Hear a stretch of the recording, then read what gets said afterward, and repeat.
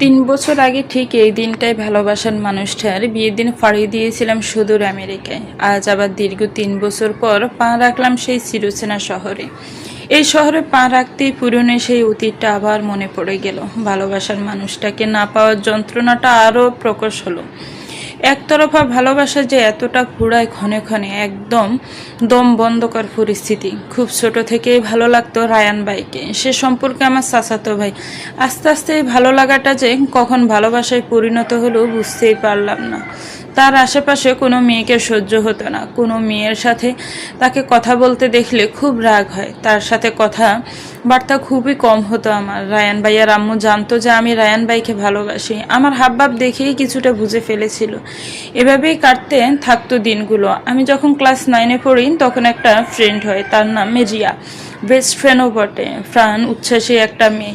যখন ইন্টারে উঠি তখন রিয়া আমাদের বাসায় আসার মাত্রাটা বেড়ে গিয়েছিল। তখন বুঝতে পারিনি তার আসার কারণ, ভেবেছিল আমার সাথে দেখা করতে আসতো। যে রায়ান ভাই কিনা আমার সাথে নিজে এসে কথা বলতো না, সেই রায়ান ভাই কিনা আমার কাছে রিয়ার ব্যাপারে খোঁজ নিত। প্রথম এসব নর্মালি নিলেও পরে ব্যাপারটা খুব ভাবায় আমায়। এর মধ্যে হঠাৎ একদিন কলেজ থেকে ফিরে শুনে রায়ান ভাইয়ের বিয়ে ঠিক হয়েছে। পাত্রী আর কেউ না, আমারই ফ্রেন্ড রিয়া। সেদিন শুধু রায়ানের মা বড় আম্মুর দিকে এক দৃষ্টিতে তাকিয়েছিলাম। তিনি তো আমায় কথা দিয়েছিলেন আমায় রায়ান ভাইয়ের বউ বানাবে। তাহলে আজ কেন এমন করলো বড় আম্মু? রাতে বড় আম্মুর সাথে এই বিষয় নিয়ে কথা বললে তিনি জানান, দেখো চিত্রা, আগে যেটা বলেছিলাম সেটা ভুলে যা। আমি রিয়াকেই আমার ছেলের বউ বানাতে চাই। তখন আবেগের ছলে বলে ফেলেছিলাম তোকে রায়ানের বউ বানাবো, কিন্তু রায়ান রিয়াকে ভালোবাসা আর রিয়াকেই বিয়ে করতে চাই। আশা করি তুই বুঝছিস। কিন্তু বড় আম্মু, আমার ভালোবাসার কি হবে? তাহলে আমিও তো রায়ান ভাইকে ভালোবাসি। একপাক্ষিক ভালোবাসা দিয়ে কিচ্ছু হয় না। রায়ান তোকে কখনো সে নজরে দেখেনি। তুই দেরি করে ফেলেছিস তোর ভালোবাসা প্রকাশ করতে। এখন আর কিছু করার নেই। কথাটা শোনা মাত্রই ছুটে চলে এসেছিলাম নিজের ঘরে। সেদিন খুব কেঁদেছিলাম পাগলের মতো। রুমের দরজা বন্ধ করে ছটপট করছিলাম গলা কাটা মুরগির মতো। বলতে পারিনি কাউকে নিজের কথা, আর না ছিল বলার মতো পরিস্থিতি। একবার বলতেও চেয়েছিলাম রায়ান ভাইকে আমার একপাক্ষিক ভালোবাসার কথা, কিন্তু অপমান, লজ্জার ভয়ে বলতে পারিনি। দেখতে দেখতে তাদের বিয়ের দিনও চলে আসলো। আমার পক্ষে সম্ভব হচ্ছিল না বিয়েটা নিজের চোখে দেখার।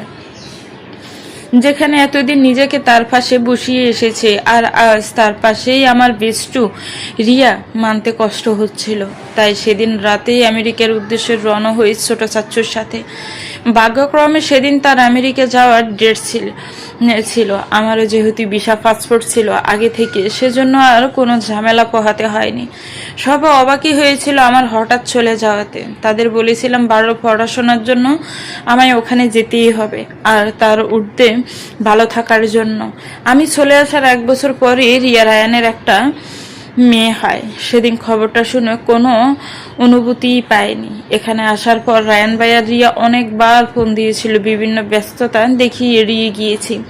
এই 3টা বছর ধরে নিজেকে তৈরি করেছি। আজ আবার নিজ গৃহে নিজ মাতৃভূমিতে ফিরছি। চিরকাল তো আর বিন্দেশে থাকা যায় না। এবার নিজেকে শক্ত করে গড়ে তুলেছি, যাতে আর নিজেকে ভেঙে যেতে না দেখি। বাড়িতে পা রাখতে এক পিচ্ছি এসে সামনে দাঁড়ালো। সাথে ছিল পুরো পরিবার। মা বাবা আমায় দেখার সাথে সাথে দৌড়ে কাছে এসে জড়িয়ে ধরলো পরম আবেশে। মা অসংখ্য চুমুতে ভরিয়ে দিল মুখ। তখনও দেখি পিচ্ছিটা একদিনে তাকিয়ে আছে আমার দিকে। আমার চিনতে খুব একটা কষ্ট হয় না এ বাচ্চাটা কাদের। আমি পিচ্ছিটার কাছে গিয়ে খানিকটা ঝুঁকে হাত বাড়ালাম কোলে নেবার জন্য। পিচ্ছিটাও কোলে আসার জন্য হাত বাড়ায়। কোলে নিতেই পিচ্ছিটা আদো আদো কণ্ঠে পুপি আন্টি বলতে লাগলো। এটুকু পিচ্ছির মুখে এমন ডাক শুনে অবাক হয়ে যায়। ব্যাগ থেকে চকলেট বের করে পিচ্ছি মেয়েটার হাতে দেয়। এর মধ্যে রিয়ে এসে আমায় জড়িয়ে ধরে, খুব মিস করছি আর তোকে, আর যাস না চলে ওই সুদূর দেশে। রিয়াকে কিছু বলতে নিবে, এর মাঝে চোখ যায় সোফায় বসে থাকা রায়ান ভাইয়ের দিকে। আগে থেকে আরো সুদর্শন হয়ে গেছে। নিজের দৃষ্টিকে সংবরণ করে শুধায়, না আর যাব না। তা কেমন চলছে তোদের দিনকাল? পিচ্ছিটা দেখি একদম তোর মতো হয়েছে। এই তো আলহামদুলিল্লাহ, ভালোই চলছে সব।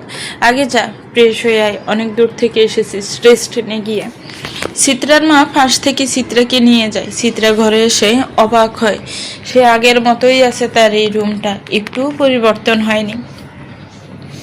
মেয়েকে এমন অবাক করে তাকিয়ে থাকতে দেখে সুদে তোর রুমে কাউকে ঢুকতে দেয়নি, প্রতিদিন এসে সযত্নে পরিষ্কার করে গেছি, এদিক থেকে ওদিক হতে দেয়নি। চিত্রা মায়ের কথা শুনে ব্যাগ থেকে জামা কাপড় নিয়ে ফ্রেশ হতে চলে যায়। ফ্রেশ হয়ে খানিকটা সময় নিজের ঘরে বিশ্রাম নেয়। এর মধ্যে চিত্রার মায়ের ডাক আসে খাবার খাওয়ার জন্য। চিত্রা সিঁড়ি বেয়ে নিচে নামতেই দেখতে পায় রায়ান আর রিয়া মিলে পিচ্ছিটাকে খাওয়ানোর চেষ্টা করছে। পিচ্ছিটা খেতে চাচ্ছে না, তা দেখে রায়ান নানান অঙ্গভঙ্গি দেখিয়ে মেয়েকে হাসাচ্ছে, আর রিয়া সেই সুযোগে পিচ্ছির মুখে খাবার তুলে দিচ্ছে। চিত্রা মাথা নিচু করে এসে টেবিলে বসে নিচ্ছুপে খাবার খেয়ে নিজ ঘরে চলে যায়। ব্যালকনিতে দাঁড়িয়ে থেকে জানতে চায় তার অনুভূতির কাছে, কেন সে দুর্বল হয়ে যাচ্ছে, আবার কেন তাদের সুখী পরিবারকে দেখে বুকে চিনচিন ব্যথা অনুভব হয়। মুখ দিয়ে তো খুব সহজেই বলাই যায় নিজেকে গড়ে তুলেছি শক্ত করে, কিন্তু মন গহীনতা এখনো থেমে থেমে কড়া নাড়ে পুরনো অতীত। তাকে তো চেয়েছিলাম ভুলতে, কিন্তু আদৌ কি সেটা সম্ভব হয়? আগে তো সুদূরে ছিলাম, তাই একটু হলেও ভুলে থাকতে পেরেছি, কিন্তু এখন কি হবে? এখন থেকে তো একই ছাদের নিচে বসবাস। মনের অন্তঃস্থলে আর কতদিন তাকে নিয়ে অসংখ্য ব্যথা অনুভব হবে। ভালোবাসলেই তো আর তার সাথে ঘর বাঁধা যায় না। আকাশে জল জল করে থাকা 4টার দিকে তাকায় চিত্রা, ছলছল নয়নে চেয়ে থেকে বলে ওঠে, ও চাঁদ, তুমি ভুলিয়ে দিও সব মোর গ্লানি, সঙ্গী হইও মোর এমনি প্রতিটি রাতের। আমার সব ব্যথাযুক্ত গল্পগুলো শোনাবো তোমায় অতি সনপনে, তুমি না হয় নীরব পাঠক হয়ে শুনে যাবে আমার গল্পের প্রতিটি পর্ব। হ্যালো, ভাইয়ার প্রথম প্রেয়সী দেশে এসেছে, এবার তার হারাতে দিও না, নিজের অনুভূতিগুলো জানিয়ে দাও তাকে। ফোনের ওপাশে থাকা ব্যক্তিটি চোখ মেলে তাকালো, বিছানা ছেড়ে উঠে বেলকনিতে গিয়ে আকাশের দিকে তাকিয়ে থমথমে কণ্ঠে বলল, রেডি থাকতে বলিস তাকে, খুব পুড়িয়েছে আমায়। তার শাস্তি তো তাকে পেতেই হবে। শাস্তি স্বরূপ তাকে আমার শহরের আমন্ত্রণ জানিয়েছি। আমন্ত্রণ প্রত্যাখ্যান করলে জানে মেরে ফেলবো।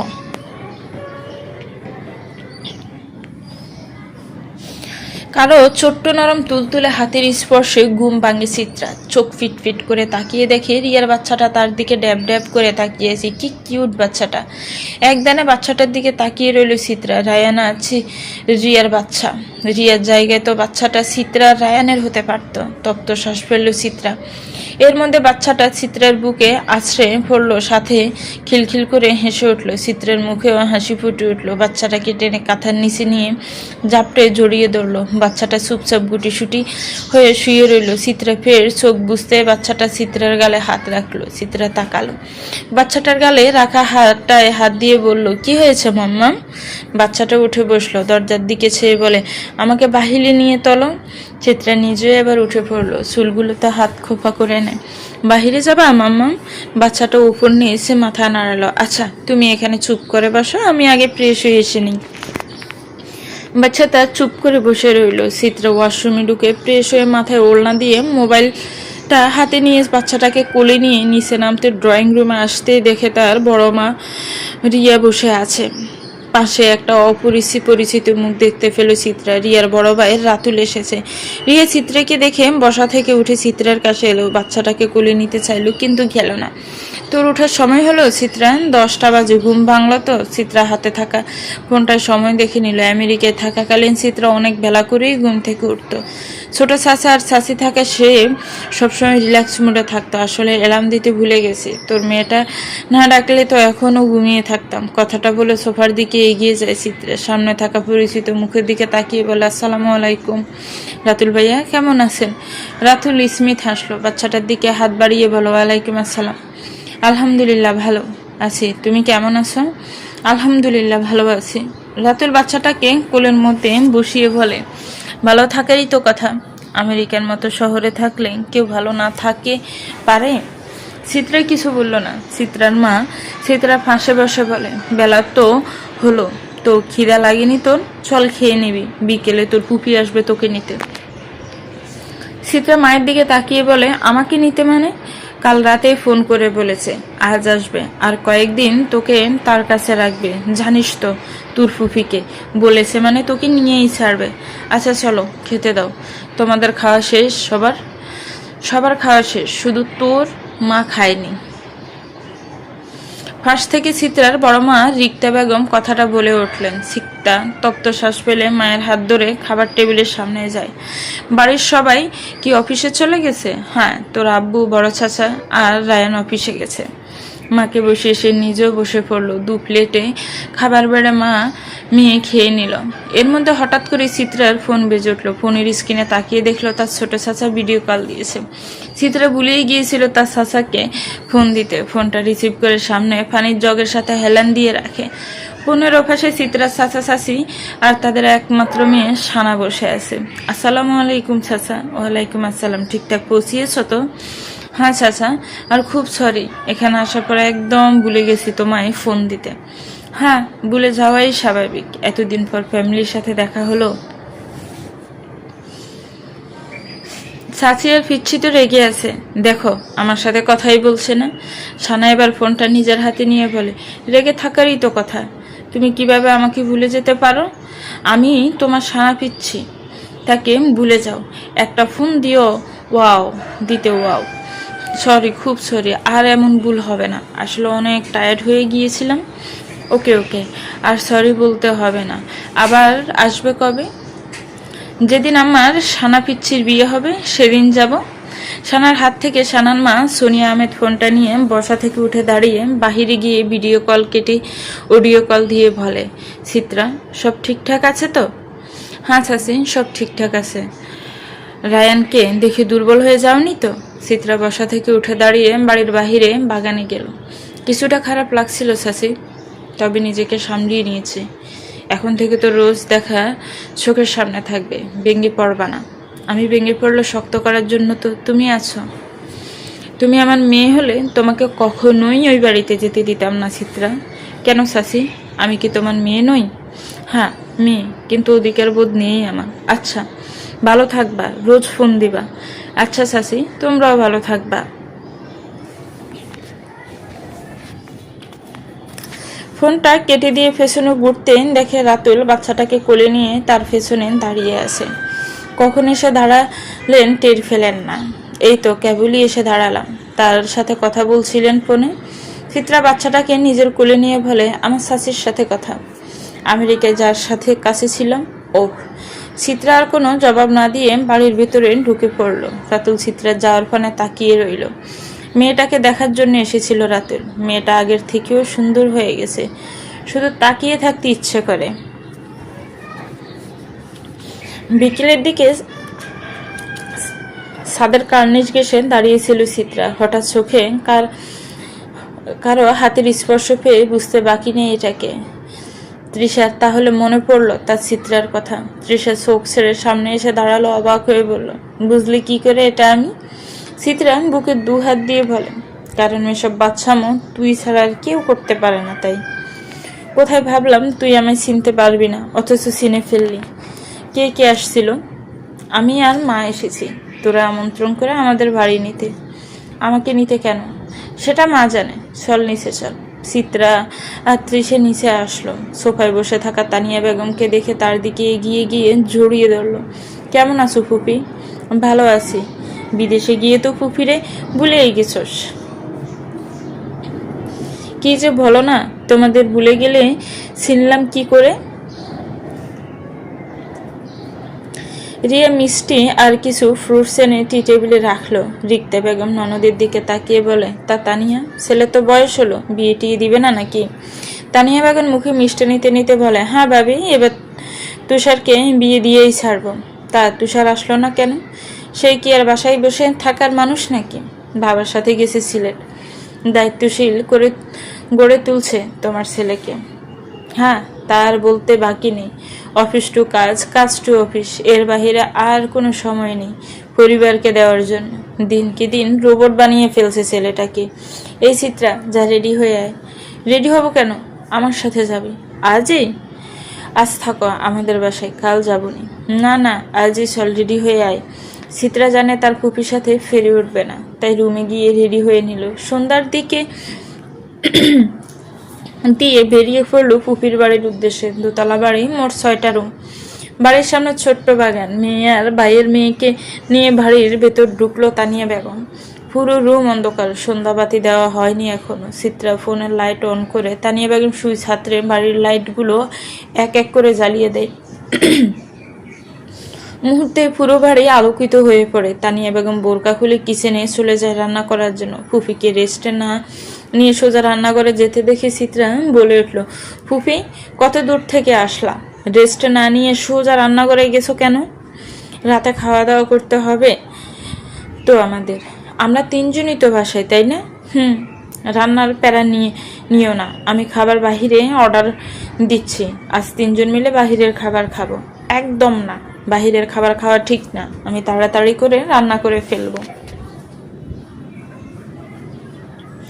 চিত্রা শুনল না তার ফুফির কথা। হাত টেনে রান্নাঘর থেকে বের করে বলে, তোমার রান্না করা লাগবে না, আজ আমরা বাহিরের খাবার খাবো তাই না রে তৃষা? তৃষা বাসায় এসে টিভি ছেড়ে টিভি দেখছিল। চিত্রার কথা শুনে গাড় ফিরিয়ে বলল, হ্যাঁ মা, তোমার রান্না করার দরকার নেই। তুমি রান্না করতে গেলে শুধু একটু পর পর আমায় ডাকো। আর তার থেকে চিত্রার প্রস্তাবটা বেটার।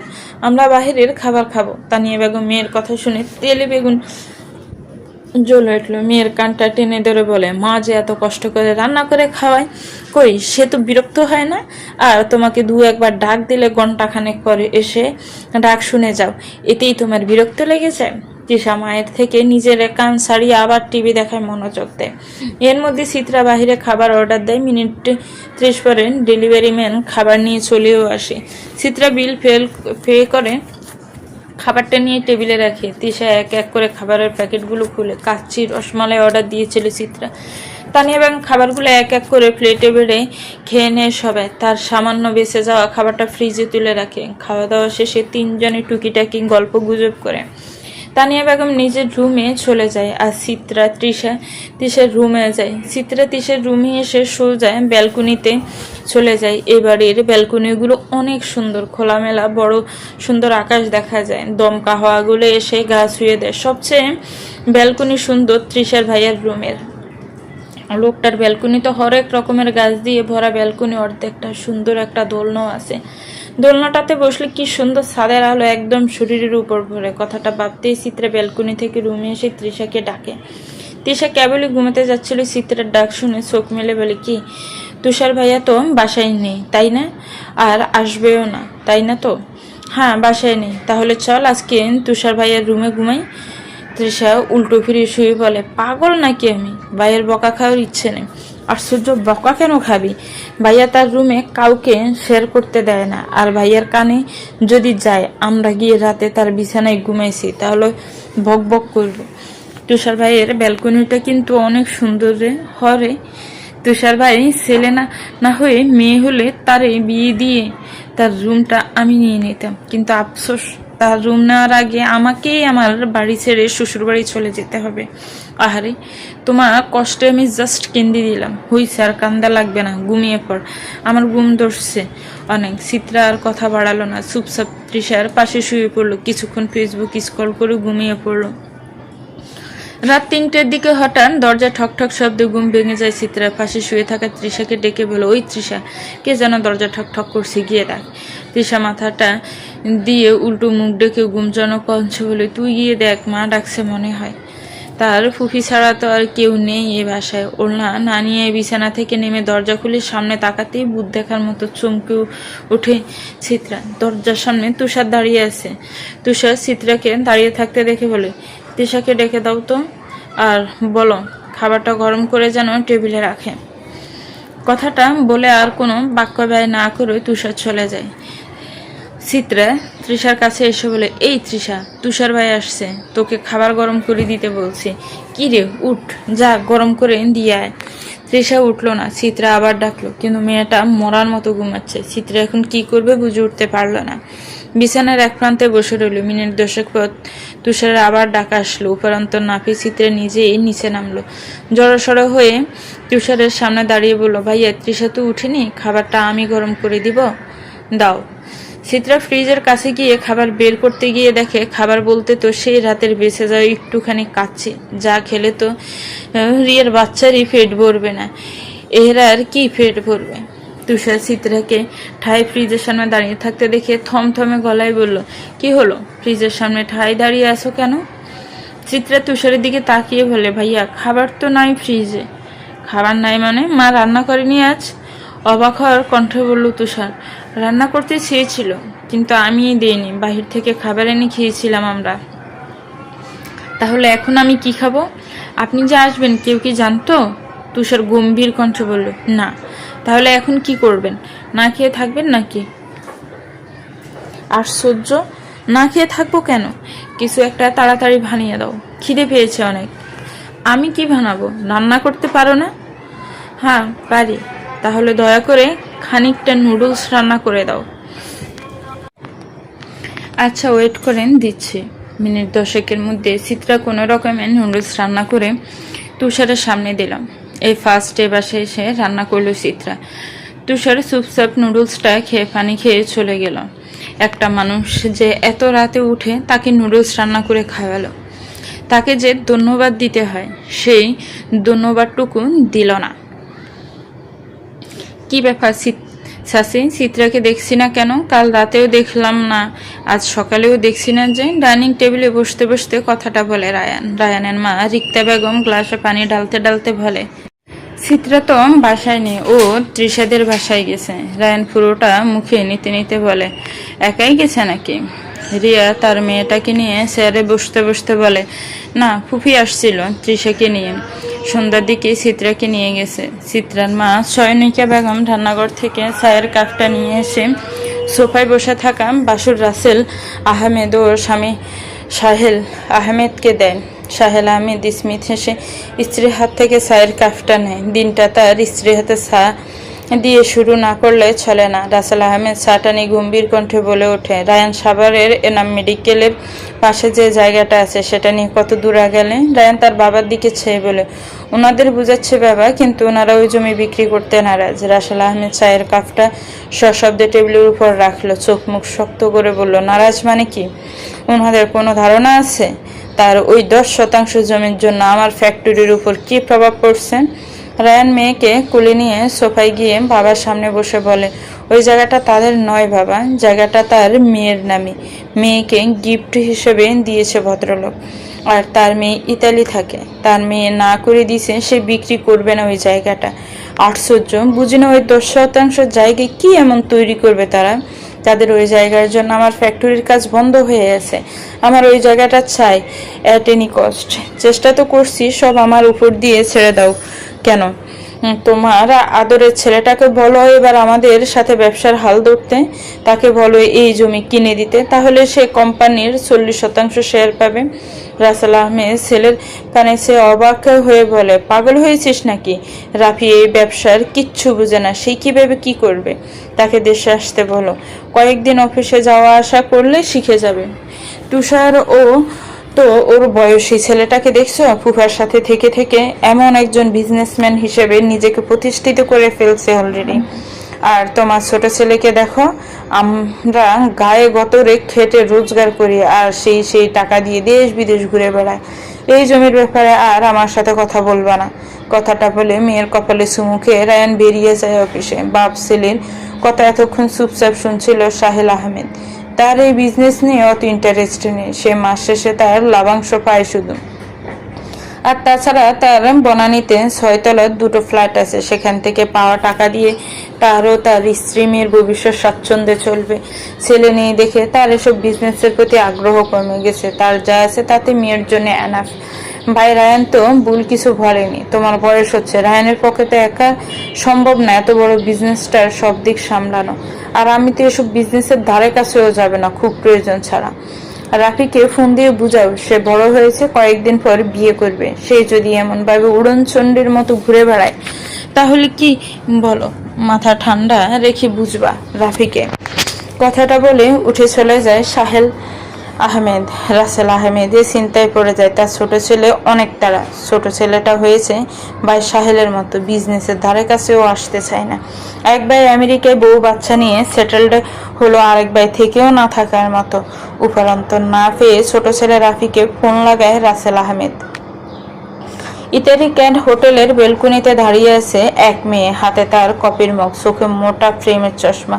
হাতে থাকা ফোনটা বেজে ওঠে। ফোনের স্ক্রিনে তাকিয়ে দেখে বাংলাদেশ থেকে ফোন এসেছে। মুহূর্তে ঠোঁটের কোণে হাসি ফুটে উঠল। ফোন রিসিভ করে কানে নিতেই ওপাশ থেকে বেসে আসলো, হ্যালো অধরা। হ্যাঁ মা ভালো। মিসেস আয়েশা রহমান একবার সামনে বসা থাকা স্বামীর দিকে সে আবার চোখ সরিয়ে নিয়ে বলে, কেমন আছো? আলহামদুলিল্লাহ ভালো আছি। তোমরা কেমন আছো? আলহামদুলিল্লাহ ভালো আছি। শোন না, একটা কথা বলার ছিল। বলো। আমাদের ইতালি যাওয়ার সব প্রসেস তো শেষ করেছিলাম। কি মেডিকেলের পাশের জায়গাটা বিক্রি করে দিয়ে দেই? আমার তো আর বিড়িতে থাকছি না, জমি তো এখানেই পড়ে থাকবে, তো বিক্রি করে দেই। মুহূর্তে অদরার হাসি মুখ চুপসে গেল। না মা, কখনোই না। আমি বেরিয়ে আসছি মাসখানেকের মধ্যে। তোমাদের ইতালি আসতে হবে না। ওই জায়গায় আমি ডুপ্লেক্স বানাবো, আমার স্বপ্নের বাড়ি ঘুরবো ওখানে।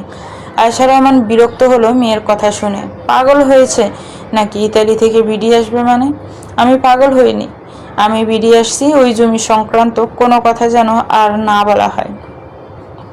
ওটা আমাকে দেওয়া হয়েছে আমার স্বপ্ন পূরণ করার জন্য, সেটার মালিকানা আমি। ওই জমি আমি সেল করব না। কথাটা বলে অদরা ফোন কেটে দেয়। আয়েশা রহমান তার স্বামীর পানে চেয়ে বলে, দেখলে তোমার মেয়ে বিডি চলে আসছে। আশরাফুল রহমান তপ্ত শ্বাস ফেলে বর্ষা থেকে উঠে দাঁড়িয়ে বলে, আমি আগেই বলেছিলাম অদরা ওই জমি বিক্রি করবে না। তাহলে কেন শুধু শুধু মেয়েটাকে ওই জমি সংক্রান্ত খোঁচাও? দেশে আসছে ভালোই হয়েছে। আমারও বিডি ছেড়ে ইতালি যেতে মন সায় দিচ্ছিল না। ঘরের মেয়ে ঘরে ফিরছে, চিন্তামুক্ত হলাম। কথাটা বলে আশরাফুল রহমান চলে যায় নিজের রুমে।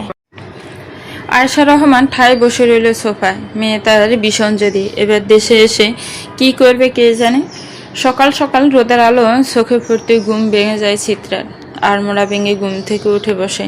ফোন হাতের সময় দেখে নেয় 9:40 বাজে। পাশে তাকাতেই দেখে তৃষা নেই। মেয়েটা কখন উঠলো? উঠেছেই যখন, তখন ডাকলো না কেন? কথাগুলো ভেবে ওয়াশরুমে গিয়ে ফ্রেশ হয়ে নেয়। ওড়নাটা জড়িয়ে রুম থেকে বের হয়েও বসার রুমে যায়। তৃষা সোফায় বসে টিভি দেখছে। চিত্রা তৃষার পাশে বসে ফোন স্ক্রল করতে করতে বলে, কিরে কখন উঠছিস? ডাক দিলি না যে? তৃষা টিভি থেকে মুখ ঘুরিয়ে চিত্রার পানে চেয়ে বলে, আমি নিজে থেকে উঠতে চাইনি, মা ডেকে উঠিয়েছে। আমি না থাকলে মা রান্না করবে কি করে? তার হেল্পার হিসাবে বসে আছি এখানে। একটু পর ডাকবে আর বলবে, এটা দিয়ে নিয়ে যা, ওটা দিয়ে আয়। আহারে আমার তৃষা পাখির কি কষ্ট। একটা কাজের লোক রাখলেও তো পারিস। তোর কি মনে হয় কাজের লোক নাই? খালা কয়েকদিনের ছুটিতে গ্রামে গেছে, আর সেই সুযোগে আমার মা আমাকে খাটাচ্ছে। তোর ভাইকে বিয়ে করা, বিয়ে খাই। তোরও আর খাটাখাটুনি করতে হবে না। কথাটা বলে রান্নাঘরের দিকে যায় চিত্রা। তানিয়া বেগমকে হাতে হাতে সাহায্য করে দেয়। রান্না শেষে খাওয়া দাওয়া করতে বসলো চিত্রা। বলে ওঠে, পুপি তুষার ভাইয়া খাবে না? তানিয়া বেগম খাবার বেড়ে দিতে দিতে বলেন, তুষার আসবে কই থেকে? ও তো বাসায় নেই, ও তো সিলেট তোর ফুফার সাথে। চিত্রা প্লেটে থেকে খাবার মুখে দিতে দিতে বলে, না তুষার ভাইয়া তো কাল রাতে বাসায় ফিরেছে। তানিয়া বেগম চিত্রার মুখের দিকে তাকিয়ে বলে, কি তুষার বাসায় ফিরছে রাত্রে? হ্যাঁ, তৃষাও তো জানে। কিরে তৃষা, ফুফিকে বলিসনি? তৃষা অবাক হয়ে বলে, আর আমি কি ভেবে জানবো? ভাইয়া তো আব্বুর সাথে ছিলেন, 2-3 দিন দেরি হবে আসতে। ভাইয়ার রুমে গিয়ে দেখে আসো ভাইয়া আছে কি নাই। আমি রাতে নিজে ভাইয়াকে নুডলস রান্না করে দিছি। তানিয়া বেগম তৃষাকে তুষারের রুমে গিয়ে দেখতে বলল, তুষার কি না। তৃষা মায়ের কথা মতো সেরবে উপরে উঠে তুষার রুমে গিয়ে দেখে রুম ফাঁকা। তড়িৎ গতিতে নিচে নেমে এসে বলে, কই ভাইয়ের রুম তো পুরো ফাঁকা। চিত্রার স্পষ্ট মনে আছে রাতে তুষার এসেছিল, তাহলে এখন কই তিনি? ভাইয়াকে ফোন দিয়ে জিজ্ঞেস করে দেখ সে সত্যি আসছিল। তানিয়া বেগম চিত্রার কথা মতো তুষারকে ফোন দিতে নিলে তৃষা বাধা দিয়ে বলে, আরে মা, শুধু শুধু ভাইয়াকে ফোন দিয়ে কাজে ডিস্টার্ব করার কি কোনো দরকার আছে? আর ভাইয়া যদি আসতো তাহলে কি আমাদের সাথে দেখা করতো না? তুমিই বলো। আর চিত্রা, তুই মনে হয় ভুল স্বপ্ন দেখছিস। ভাইয়া আসার আগে আমাদের জানিয়ে আসে, আর ভাইয়ার ফেরার কথা আব্বুর সাথে। আশ্চর্য তিশা, আমি মোটেও স্বপ্ন দেখি নি। আমি নিজের হাতে ভাইয়াকে কষ্ট করে নুডলস রান্না করে দিছি, তোকে ডেকেছি, তুই নাক ডেকে ঘুমাচ্ছিলি। আচ্ছা আচ্ছা, চুপ কর, দুজনে আগে খেয়ে নি, তুষার আসলে আমাকে জানাতো। চিত্রা কিছু বলতে গিয়েও বলল না, চুপচাপ খেতে নিবে। এমন সময় সদর দরজা চোখ যেতেই দেখে তুষার হেঁটে আসছে। চিত্রা বুড়ুকুসকে বলে, পুপি, ওইটা তুষার ভাই না? নাকি আমি ভুল দেখতেছি? তানিয়া বেগম দরজার পানে সে দেখে সত্যি তুষার আসতেছে। তৃষা তুষারের দিকে সে বলে, ওটারে তো ভাইয়ার মতোই লাগে। তুষার বাড়িতে ঢুকে সবাইকে নিজের দিকে এভাবে হা করে তাকিয়ে থাকতে দেখে ব্রুকুটি করে বলে, এভাবে তাকিয়ে আছো কেন তোমরা সবাই আমার দিকে? কিছু হয়েছে নাকি? তৃষা বসা থেকে উঠে দাঁড়িয়ে কোমরে 2 হাত ঘুষে বলে, ভাইয়া তুমি কখন আসছো? তুষার সোফায় বসে শার্টের কলার পেছনের দিকে ঠেলে দিয়ে বলে, কাল রাতে আসছি। কেন? কাল রাতে আসছো অথচ আমি আর মা জানলামও না?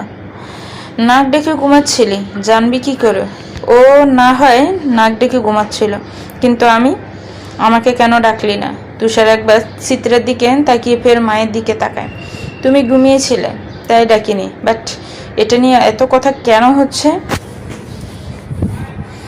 না এমনি, চিত্রা বারবার বলছিল তুই এসেছিস। আমি আর তৃষা উল্টো বলেছি তুই সিলেটে আসিস। হ্যাঁ ছিলাম সিলেটে, কাল কাজ শেষ হওয়ার চলে আসছে, আর আব্বু কাল আসবে। ওফ, আয় তাহলে খেতে বস। তুষার সোফা থেকে উঠে বলে, না খাবো না, তোমাদের খাওয়া শেষ হলে 1 কাপ কফি আমার রুমে পাঠিয়ে দিও। কথাটা বলে সে বেয়ে উপরে চলে যায় তুষার। চিত্রা তৃষার দিকে রাগী চোখে তাকিয়ে বলে, কিরে, আমি স্বপ্ন দেখছিলাম? দেখলি তো নিজের চোখে? হ্যাঁ দেখলাম। তানিয়া বেগম রান্নাঘরে গিয়ে কফি বানিয়ে কফির মগটা চিত্রার সামনে দিয়ে বলে, চিত্রা, কফিটা একটু তুষারকে দিয়ে আয় মা। চিত্রা কফির মগটা নিয়ে মাথা নাড়িয়ে চলে যায়। তুষারের রুমের সামনে এসে দেখে দরজা চাপানো। দরজাটা হালকা ফাঁক করে বলে, ভাইয়া আসবো? মিনিট 2-এর যখন কোনো উত্তর আসলো না ভেতর থেকে, তখন চিত্রার উত্তরের অপেক্ষা না করে ভেতরে ঢুকে পড়লো। খাটের পাশে থাকা টেবিলটায় কফির মগটা রাখে। হঠাৎ একটা ফিকের উপরে চোখ যায় চিত্রার। মেয়েলি ফিক, যার শুধু হাত দেখা যাচ্ছে। চিত্রার কৌতূহল হলো ফিকটা দেখার। ফিকটার দিকে হাত বাড়াতেই পেছন থেকে ভেসে আসলো, কি করছো এখানে? চিত্রা পেছনে ঘুরতে দেখে তুষার সাদা একটা টাওয়াল পরে তার সামনে দাঁড়িয়ে আছে। বরকে যায় চিত্রা, আপনার কফি নিয়ে আসছি। তুষার একবার কফির দিকে তাকিয়ে গম্ভীর কণ্ঠে বলে, নক করে আসতে হয় কারো রুমে ঢোকার আগে? আমি নক করেছিলাম কিন্তু কোনো জবাব পাইনি, তাই ঢুকে পড়বে রুমে? আমার রুমের ভেতর নেক্সট টাইম যেন আর না দেখি। পুপি বলেছিল বলে এসেছে, মা বললেও আর আসবে না আমার রুমে যতক্ষণ না আমি অনুমতি দিব। চিত্রা আর কিছু বলল না, তুষারকে পাশ কাটিয়ে চলে যায়। তুষার তপ্ত শ্বাস ফেলে কফির পেছনে থাকা ছবি নেটা ড্রয়ারের ভিতর রেখে দেয়। মা, ছবিটা এখনো আমার রুমের মধ্যে কি করছে? তানিয়া বেগম সোফায় বসে টিভি দেখছিল। হঠাৎ ছেলের কথা কর্ণগুর হতে পাশে ফিরে দেখে তুষার রেডি হয়ে পাশে দাঁড়িয়ে আছে। তানিয়া বেগম ফের টিভির দিকে তাকিয়ে বলে, কিসের ছবির কথা বলছিস? তুষার সোফায় বসে একটু ঝুঁকে তার মায়ের দিকে তাকিয়ে বলে, কিসের ছবির কথা বলছি বুঝতে পারছো না? সিলেট যাবার আগে কিসের ছবি দেখিয়েছিল? তানিয়া বেগম এবার টিভি থেকে দৃষ্টিশক্তির সম্পূর্ণ মনোযোগ ছেলের দিকে দিয়ে উৎফুল্ল নিয়ে পড়ল, পছন্দ হয়েছে মেয়েটাকে? আজই তাহলে মেয়েটার বাবা মায়ের সাথে কথা বলবো। তুষার তপ্ত শ্বাস ফেলল, পকেট থেকে ছবিটা বের করে তার মায়ের সামনের টেবিলের উপর রেখে বলে, নেক্সট টাইম যেন এই ছবি, কেন অন্য কোনো ছবি আমার রুমের মধ্যে না দেখি। তানিয়া বেগম ছবিটা হাতে নিয়ে ছেলের দিকে তাকিয়ে বিরস গলায় বলে, কেন রে, তুই কি বিয়ে করবি না নাকি? নাতি নাতনির মুখ দেখবো না নাকি আমি? তুষার সোফা থেকে উঠে দাঁড়িয়ে হাত ঘড়িটার দিকে একবার তাকিয়ে বলে, বিয়ে করব না কখন বললাম? অবশ্যই বিয়ে করব, কিন্তু তার জন্য তোমার মেয়ে খুঁজতে হবে না। তানিয়া বেগম অবাক হয়ে বলে, তার মানে তোর পছন্দের কেউ আছে? তুষার ব্রু কুচকে তাকিয়ে বলে, আমি সেটা কখন বললাম? তাহলে মেয়ে দেখতে মানা করছিস কেন? আমি অবশ্যই মেয়ে দেখব। তুষার দীর্ঘশ্বাস ফেলে হাঁটা দৌড়লো, বিড় করে শুধালো, তোমার এই মেয়ের ছবির চক্করে আমার সংসার করার আগেই ভেঙে যেতে বসেছিল। তিশা আর চিত্রা ছাদের কার্নিশ ঘেঁষে দাঁড়িয়ে আছি। চিত্রা বিদেশে চলে যাওয়ার পড়াশোনায় পিছিয়ে গেছে। তিশা এবার অনার্স 2য় বর্ষে, আর চিত্রা বিদেশ থেকে কেবল ইন্টারমিডিয়েট শেষ করলো। এবার ভার্সিটিতে ভর্তি হতে হবে। তিশা চিত্রার কাঁধে হাত দিয়ে বলে, চিত্রা তুই জাহাঙ্গীরনগরে ট্রাই কর, তোর বাসা থেকেও কাছে হবে। তা না হলে ডাবিতে ট্রাই কর, আমার সাথে যেতে পারবি। চিত্রার চোখে তৃষার দিকে তাকিয়ে কাঁধ থেকে তৃষার হাত ছড়িয়ে বলে, মজা নিচ্ছিস আমার সাথে? এমনভাবে বলছিস ট্রাই করলাম আর হয়ে গেল? তুই তো ভালো স্টুডেন্ট, ইনশাল্লাহ হয়ে যাবে। পাবলিকে চান্স না পেলে বোন খোটা শুনতে শুনতে জীবন চলে যাবে। পাবলিকে যে পড়তে হবে তার কি ধরা বান্দা কোনো নিয়ম আছে নাকি? প্রাইভেট ইউনিভার্সিটি কি এমনি বানানো হয়েছে নাকি? আরে কথাটা অমন না, কথাটা এমন যে যারা পাবলিকে চান্স পায় না তারাই তো প্রাইভেট ন্যাশনালে ভর্তি হয়েছে। আমার পাবলিকে আসলে আসবে না, না আসলে নাই, পাবলিকে যে পড়তে হবে এমন চিন্তা নেই। জানিস, ভাইয়ার সামনে যদি এই কথাটা বলতি তাহলে ভাইয়া কি বলতো? কি বলতো? বলতো পাবলিকে চান্স পেতে হলে মেধা লাগে, যা তোর নেই। চুপ করবি তুই? তোর আর তোর ভাইয়ের মাথা ভর্তি তো অনেক মেধা, আমাকে ধার দিস। ওই দেখ ভাইয়া যাইতেছে। চিত্রা মাথায় গিয়ে ঝুঁকে দেখে তুষার গাড়ির দিকে এগিয়ে যাচ্ছে। ভাইয়া! তিশার ডাক শুনে তুষার পিছন ফিরে ছাদের দিকে তাকায়। চোখাচোখি হয়ে চিত্রা চোখ সরিয়ে নেয়। ভাইয়া যে একটু বিকেলে তাড়াতাড়ি ফিরতো কেন? আমি আর চিত্রা একটু শপিংয়ে যাব, একটু নিয়ে যাবা? চেষ্টা করব। কথাটা বলে চিত্রার দিকে একবার তাকিয়ে গাড়িতে উঠে চলে যায়। তুষার দৃষ্টির সীমানার বাহিরে চলে যেতেই চিত্রার মুঠোফোনটা ভিজে ওঠে। ফোনের দিকে তাকিয়ে দেখে তার মা ফোন দিয়েছে। মুহূর্তে মুখে হাসি ফুটে ওঠে চিত্রা। ফোনটা রিসিভ করে কানে নেই। কেমন আছে আমার মেয়েটা? আলহামদুলিল্লাহ, তোমার মেয়েটা ভালো আছে। তা এই মেয়েটার মা আর বাবাইটা কেমন আছে? সবাই ভালো আছে।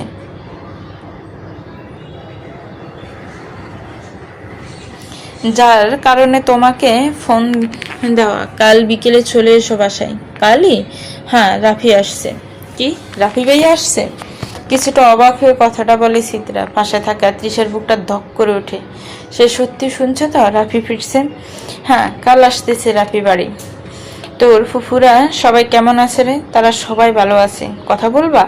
না থাক, বিকেলে ফোন দিবনি, কাল চলে আসিস। আচ্ছা রাখি তাহলে।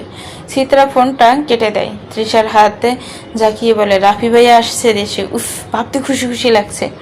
তৃষা নির্বাক রইল। চিত্রার থেকে হাত ছাড়িয়ে বলে, চল নিচে যাই।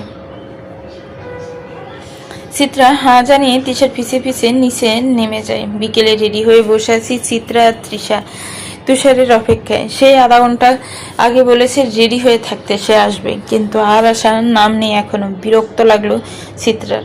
তৃষা ফের তার ভাইকে ফোন দিতে নিবে এমন সময় বাহির থেকে গাড়ির হর্ন বাজার শব্দ আসলো। তৃষা ফোনটা ব্যাগে ভরে চিত্রার হাত ধরে বাহিরে আসে। ড্রাইভিং সিটে তুষার বসে আছে, তার দিকে একবার চিত্রা তাকায়। তৃষার সাথে পেছনে চিত্রা বসতে গেলে তৃষা বলে, এখানে বসিস না, সামনে বস। সামনে কেউ না বসলে ভাইয়ার নিজেকে ড্রাইভার মনে হয়। তো তুই সামনে গিয়ে বস। আমার সামনে বসতে ভালো লাগে না। আমারও সামনে বসতে ভালো লাগে না। কথাটা বলে চিত্রা তৃষার পাশে বসতে নিলে সামনে থেকে তুষার গম্ভীর কণ্ঠে বলে ওঠে, চিত্রা জাস্ট 2 মিনিটের মধ্যে সামনে বসবা, জরুরি কথা আছে। তৃষা ইশারায় বসতে বলে। চিত্রা গিয়ে তুষারের পাশে বসে পড়ে। তুষার ইশারায় সিট বেল্ট লাগাতে বলে। চিত্রা সিট বেল্টটা লাগিয়ে নেয়। তৃষা গাড়ির জানালা দিয়ে বাহিরে তাকিয়ে থাকে। সকাল থেকে তার মনের আকাশে কালো মেঘ জমেছে কারো আগমনের বার্তা শুনে। মানুষটাকে দেখতে খুব ইচ্ছা করছে। আচ্ছা, মানুষটা কি সে আগের মতোই আছে নাকি বদলে গেছে? এখন তো আর ছোট্ট নেই, সে কি এবারও বুঝবে না এই তৃষাদগ্ধ ভালোবাসা? শুনলাম তুমি নাকি ভার্সিটিতে ভর্তির প্রিপারেশন নিচ্ছ। চিত্রা সামনের দিকে তাকিয়ে সামনে থাকা গাড়িগুলোকে দেখছিল। তুষারের কথা শুনে তার দিকে তাকিয়ে বলে, হ্যাঁ নিচ্ছি। পাবলিকে পড়ার ইচ্ছে নেই? না নেই। গাদা। কিছুটা আস্তে বলল তুষার। চিত্রা ভালো মতো শুনতে না পেয়ে বলি, কিছু বললেন? না, পাবলিকে চান্স পেতে হলে পরিশ্রম করতে হয়, মনোবলও থাকতে হয়, যেখানে তোমার এগুলোর মধ্যে একটাও নেই। একটা সিটের জন্য লড়াই করবে কয়েক হাজার স্টুডেন্ট, সেখানে আমি গিয়ে আরেকটা প্রতিযোগিতার সংখ্যা বাড়ানোর কোনো মানে দেখছি না। সেই কয়েক হাজারের মধ্যে তো তুমিও পারো যে কিনা সবাইকে ছাপিয়ে একটা সিট দখল করবে নির্যোগ্যতায়। অত ব্রিলিয়েন্ট স্টুডেন্ট আমি নই, চেষ্টা করতে ক্ষতি কি? আমি কখন বললাম চেষ্টা করব না? চেষ্টা অবশ্যই আমি করব। এখন টিকলে টিকবো, না টিকলে নেই। আশা ছেড়ে দাও, টিকবে না? আমারও ইচ্ছে নাই টিকার। পড়াশোনা ছেড়ে দিলেই তো পারো। একে তো 2 বছর পিছিয়ে গেছে, তার উপর এমন পড়াশোনার অবস্থা, না পড়াই বেটার। চিত্রা কিছু বলল না, চুপ রইল। তুষার তপ্ত শ্বাস ফেলে গাড়ি চালানোয় মনোযোগ দিল। শপিংয়ের সামনে এসে গাড়ি থামালো। তৃষা নামতেই চিত্রও নেমে গেল। বাড়ির দিকে তাকিয়ে বলে, ভাই তুমিও আসো। তুষার এক পলক চিত্রার দিকে তাকিয়ে বলে, না তোরা যা, আমি এখানে অপেক্ষা করছি, তোদের কেনাকাটা শেষ হলে এখানে চলে আসিস। আচ্ছা। তৃষা চিত্রা চলে গেল। তুষার পকেট থেকে ফোনটা বের করে একটা ফিকের দিকে তাকিয়ে বলে, আমার শহরে তুমি নামক মানুষটার আমন্ত্রণ স্থায়ী করার যুদ্ধে নেমেছি। আই হোপ খুব শীঘ্রই স্থায়ী হবে।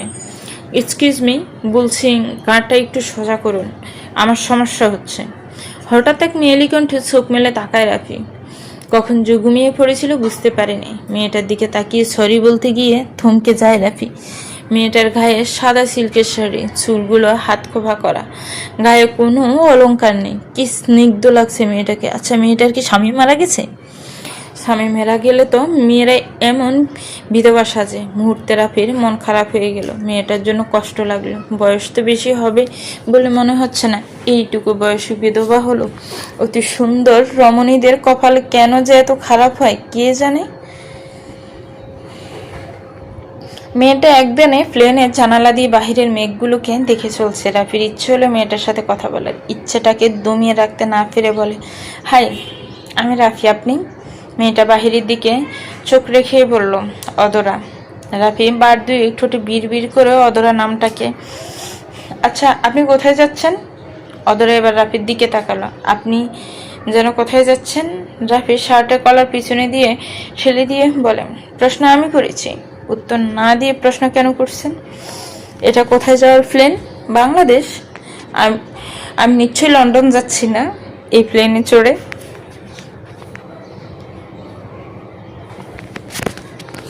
নিজের বোকামি বুঝতে পেরে ব্যাককল একটা হাসি দিল রাফি। বেশি স্মার্ট সাজতে গিয়ে ওভার স্মার্ট দেখিয়ে ফেলছে। মেয়েটাও কেমন ভাবে কথা বলে। এই মেয়ের কথা দাঁচেই মনে হয় মেয়েটার সামনে অকালে ফান ত্যাগ করেছে। রাফি আর কথা বাড়ালো না, চুপচাপ কানে হেডফোন গুঁজে গান শুনতে লাগলো। অদরা এক পলক ছেলেটার দিকে তাকিয়ে ফের বাহিরে তাকালো। প্লেনটা বাংলাদেশ আসতে রাত 8:40 বেজে যায়। এয়ারপোর্ট থেকে বের হয়ে রাফি সোজা একটা গাড়ি বুক করে বাড়ির উদ্দেশ্যে চলে যায়। রাফি কাল বাংলাদেশে আসার কথা জানিয়েছিল সবাইকে, কিন্তু সে আজই চলে এসেছে সারপ্রাইজ দিতে। অদরা এয়ারপোর্টে থেকে বাহিরে এসে দেখে তার বাবা আর মা দাঁড়িয়ে আছে। অদরা গিয়ে তাদের জড়িয়ে ধরে। আশরাফুল রহমান মেয়ের হাত থেকে লাগেজ নিয়ে গাড়িতে ওঠায়। আয়শা রহমান মেয়েকে নিয়ে গাড়িতে ওঠে। রিয়া আর রায়ান মিলে মেয়েকে খাওয়ানোর চেষ্টা করছে। রিক্তা বেগম আর সয়নিকা বেগম সোফায় বসে টিভি দেখছেন। সাহেল আহমেদ ও রাসাল আহমেদ নিজেদের রুমে শুয়ে আছেন। হঠাৎ কলিং বেল বাজায়। রিক্তা বেগম টিভির সামনে থেকে বিরক্ত নিয়ে উঠে দাঁড়ায়। এত রাতে আবার কে বেল বাজাচ্ছেন? দরজা খুলে সামনে তাকাতেই দেখে সামনে কেউ নেই। অবাক হয় রিক্তা বেগম। আশেপাশে তাকিয়ে কাউকে না দেখে ফের দরজা বন্ধ করে ফিরে যেতে নিলে আবার দরজার কলিং বেল বেজে ওঠে। রিক্তা বেগম দরজা খুলে কিছু বলতে নিবে, নিবে। আর অমনি কেউ তাকে চাপটে জড়িয়ে ধরলো। আসমকে এমন জড়িয়ে ধরায় ভয় পেয়ে যায় রিক্তা বেগম। চিৎকার দিয়ে বলে ওঠে, আরে কে আপনি? এভাবে জড়িয়ে ধরছেন কেন? ছাড়েন বলছি। ওই রায়ান, কই গেলি? রাফি রিক্তা বেগমকে ছেড়ে দেয়। মুখ থেকে মাস্ক খুলে বলে, নিজের মাকেও কি আমি জড়িয়ে ধরতে পারবো না? আশ্চর্য। রিক্তা বেগম নিজের ছেলেকে দেখে হা হয়ে যায়। ছেলে না ফোন করে জানালো কাল আসবে। ছেলের শরীরে হাত দিয়ে বলল, তুই সত্যি রাফি? না, আমার ভূত। চিমটি দেই হাতে। আয় বাপ, ভেতরে আয়। রায়ান রে, দেখ কে আসছে। রায়ান আর রিয়া সদর দরজার কাছে আসে। সামনে রাফিকে দেখে এগিয়ে এসে জড়িয়ে ধরে রাফিকে। রিয়া জিজ্ঞেস করে, কেমন আছেন ভাইয়া? রাফি এগিয়ে এসে পিচ্ছি মেয়েটাকে কোলে নিয়ে বলে, আলহামদুলিল্লাহ ভালো আছি ভাবি। আমার সোনামণিটা কেমন আছে? রায়ান ব্রু কুচকে রাফির দিকে তাকিয়ে বলে, তুই যে বললি কাল আসবি, তাহলে হঠাৎ আজ আসলি যে কেন? আমার আশাতে তোমরা খুশি হওনি? সেটা নয়, বাড়ির ছেলে বাড়ি ফিরেছিস, খুশি হয়েছি।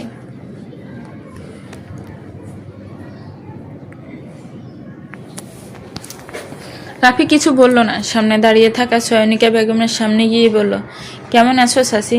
সয়নিকা বেগম রাফিকে জড়িয়ে ধরে বলে, আলহামদুলিল্লাহ ভালো আছি বাবা, তুমি কেমন আছো? আলহামদুলিল্লাহ ভালো আছি।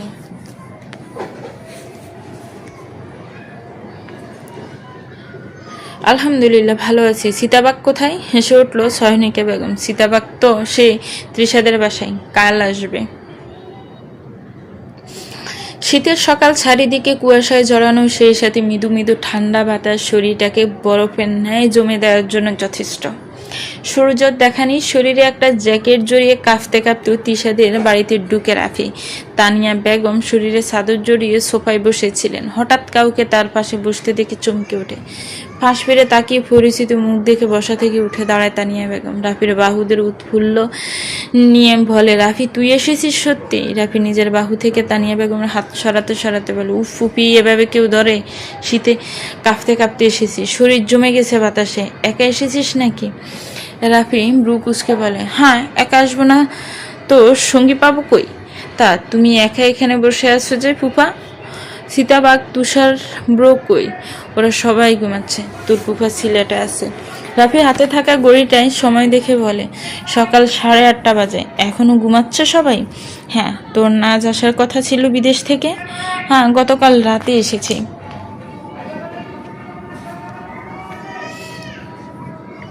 ও আচ্ছা, তুই বস, আমি কফি বানিয়ে আনছি। তুমি বানাতে থাকো, আমি ততক্ষণে তুষার ব্রোকে জাগিয়ে এসে তানিয়া বেগম রান্নাঘরে চলে যায়। রাফি সিঁড়ি বেয়ে উপরে উঠে তুষারের রুমে যায়। দরজা ছাপানো সেটা দেখেন দরজাটা হালকা পাক করে সুফি সুফি রুমে ঢুকে পড়ে। হালকা অন্ধকার রুম। বিছানার কাছে গিয়ে কম্বল দেখে সেটার মধ্যে পুরো শরীর ঢুকিয়ে দিল রাফি। তুষার হঠাৎ নিজের শরীরে ঠান্ডা অনুভব করতে বিরক্তিতে চোখ মুখ কুচকে ফেলে। কম্বলের ভেতর থেকে মাথা বের করে বেড ল্যাম্পটা জ্বালিয়ে শোয়া থেকে উঠে বসে। পাশে তাকাতেই দেখে রাফি তার 32 ফাটি দাঁত বের করে আছে। তুষার শরীরের উপর থেকে কম্বলটা সরিয়ে পড়ে। সমস্যা কি তোর? এভাবে কম্বলের নিচে ঢুকে পড়লি কেন? খুব শীত করছিল ব্রো। তুষার আর কথা বাড়ালো না। বিছানা থেকে উঠে টাওয়াল নিয়ে ওয়াশরুমে চলে গেল। রাফি সেটা দেখে কম্বল মুড়ি দিয়ে শুয়ে পড়ল। তৃষা হেলতে দুলতে শুয়ে নিচে নেমে সোফায় বসে। মাথা ব্যথা করছে খুব। রান্নাঘরে মাকে দেখে বলে, মা 1 কাপ কফি বানিয়ে দাও না।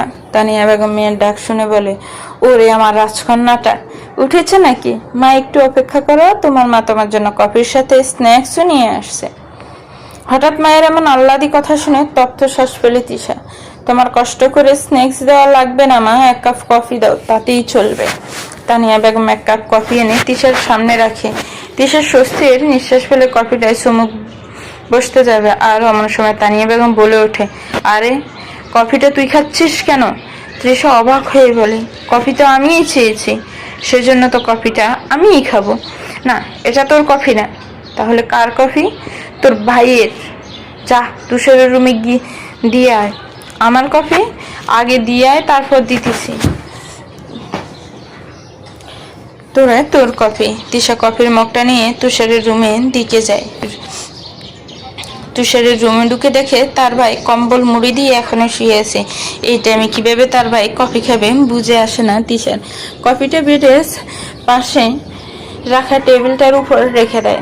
যাওয়ার আগে বলে যায়, ভাইয়া তোর কফি দিয়ে গেলাম। হঠাৎ তিশার কণ্ঠ শুনে কম্বল থেকে মাথা বের করে রাখি। দরজার পানে চেয়ে দেখি তিশা ততক্ষণে চলে গেছে।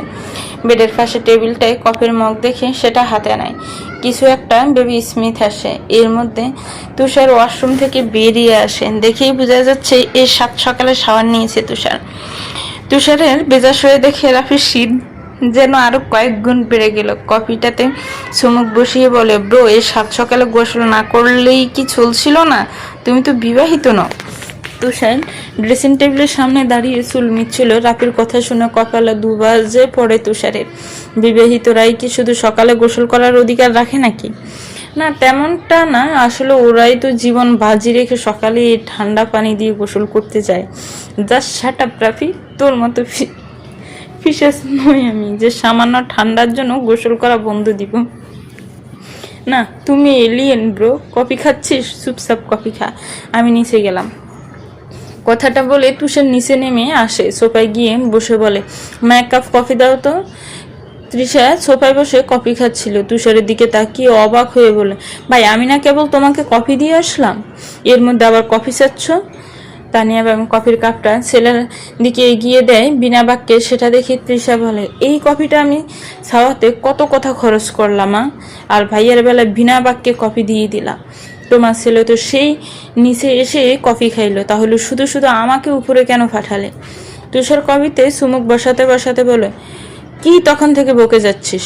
আমার জন্য কফি তুই নিয়ে গেলি?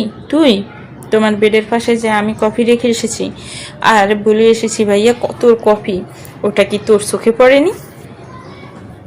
পড়ন্ত বিকেল, বাহিরে এখনো বাতাস বইছে, তবে সকালের তুলনায় খানিকটা তীব্র গতিতে। আবহাওয়া অফিস থেকে জানানো হয়েছে আজ থেকে টানা 2 দিন গুড়ি গুড়ি বৃষ্টি হবে। টিভিতে এই নিউজটা দেখে বিরক্তিতে চোখ মুখ কুঁচকে ফেলে চিত্রা। তার এমন বৃষ্টি পছন্দ না, চারিদিক স্যাঁতসেঁতে হয়ে থাকে। সোফার উপর প্রান্তে বসে আছে তুষার। সে ল্যাপটপে অফিসের কিছু ফাইল চেক করছে। আর চোখে চিত্রার মুখের ভাবভঙ্গি দেখে গম্ভীর কণ্ঠে বলে উঠল, মুখটা কেমন পেঁচার মতো বানিয়ে রেখেছ কেন? কোনো সমস্যা? চিত্রা নড়ে চড়ে বসলো। দৃষ্টি বাহিরের দিকে রেখে বলল, ভাইয়া কখন যাবেন ও বাড়ি? দেখেন আকাশ কেমন কালো হয়ে যাচ্ছে, বৃষ্টি আসবে তো। আসলে আসুক, তোমার প্রবলেম কি? তুষারের এমন ভাবলেছেন কথা শুনে চিত্রা তার দিকে তাকায়। আমারই তো সমস্যা, বাসায় যাব কিভাবে? তখন রাফি ভাইয়ার সাথে গেলে ভালো হতো। তুষার ল্যাপটপটা বন্ধ করলো। সেকেন্ড খানিক সময় নিয়ে বলল, যাও রেডি হয়ে আসো। কথাটা বলেই তুষার বসা থেকে উঠে সিঁড়ি বেয়ে উপরে চলে যায়। চিত্রা তড়িঘড়ি করে রুমে গিয়ে রেডি হয়ে নেয়। ব্যাগটা গুছিয়ে একদম বসা করে চলে আসে। তৃষা বাসায় নেই। তৃষা গেছে তার ফ্রেন্ডের বাসায় কিছু নোট আনতে। তানিয়া বেগম রুমে শুয়ে আছে। আকাশের আবহাওয়া খারাপ দেখে তার স্বামী তামিম খান একটু আগে ফোন দিয়ে জানিয়েছে ফিরতে 2 দিন লেট হবে। চিত্রা বসার ঘরে ব্যাগটা রেখে ফুপির রুমে চলে গেল। দরজায় টোকা দিয়ে বলল, পুপি আসবো? তানিয়া বেগম চিত্রার গলার আওয়াজ শুনে শোয়া থেকে উঠে বসে বলে, হাই। চিত্রা দরজা ঠেলে ভেতরে আসে। তানিয়া বেগম চিত্রাকে রেডি হওয়া দেখে বলো, কোথায় যাচ্ছিস? হ্যাঁ, বাসায় যাচ্ছি। সে কি এখনই চলে যাবি নাকি? হ্যাঁ, মা আজই যেতে বলেছে। তাছাড়া কয়েকদিন পর আমার অ্যাডমিশন পরীক্ষা, সেটার জন্য তো প্রিপারেশন নিতে হবে। আচ্ছা, তুষার নিয়ে যাচ্ছ তো? হ্যাঁ, তুষার ভাইয়াই নিয়ে যাচ্ছ। ও আচ্ছা, সাবধানে পৌঁছে ফোন দিস একটা। আচ্ছা পুপি, ভালো থেকো। কথাটা বলে তানিয়া বেগমকে জড়িয়ে ধরে রুম থেকে চলে আসে। সোফার কাছে আসতেই দেখি সিঁড়ি দিয়ে তুষার নামছে। পরনে জিন্স প্যান্ট, হাতে হাত ঘড়ি, পায়ে ব্ল্যাক শার্ট। শার্টের সামনে দিয়ে দুটো বোতাম খোলা। ফেক্ট লাগছে চিত্রের কাছে। ভাইয়ের বউ অনেক লাকি হবে এমন সুদর্শন ছেলেকে জীবন সঙ্গী হিসেবে পেয়ে। তুষার চিত্রার সামনে এসে বলে, রেডি তো চলো যাওয়া যাক। চিত্রা মাথা নাড়িয়ে হাঁ জানিয়ে ব্যাগটা নিয়ে তুষারের পেছন পেছন হাঁটা ধরে। গাড়ির কাছে এসে পেছনের সিটে বসতে নিলে তুষার বলে, ব্যাগটা পেছনের সিটে রেখে সামনে এসে বসো। আমি তোমার ড্রাইভার নই যে পেছনে বসবা। চিত্রা তুষারের কথা মতো ব্যাগটা পেছনে সিটে রেখে সামনে এসে বসে। তুষারের বলার আগে সিট বেল্টটা লাগিয়ে নেয়। তুষার স্মিথে হেসে গাড়ি চালাতে আরম্ভ করে। গাড়িটা ঢাবির সামনে আসতে চিত্রা একদিনে ঢাবির দিকে তাকিয়ে থাকি। চিত্রার খুব ইচ্ছে করছে ঢাবির ভেতরটাই ঢুকতে। তুষারকে গাড়িটা থামাতে তুষার চিত্রার চোখ অনুসরণ করে দেখলো মেয়েটা ঢাবির দিকে তাকিয়ে আছে। গাড়িটা এক সাইডে রেখে বলে, চলো একটু ঢাবির ভেতরে যাই। চিত্রা ব্রু কুচকে বলে, কেন? তুষার গাড়ি থেকে নামতে নামতে বলে, এমনি।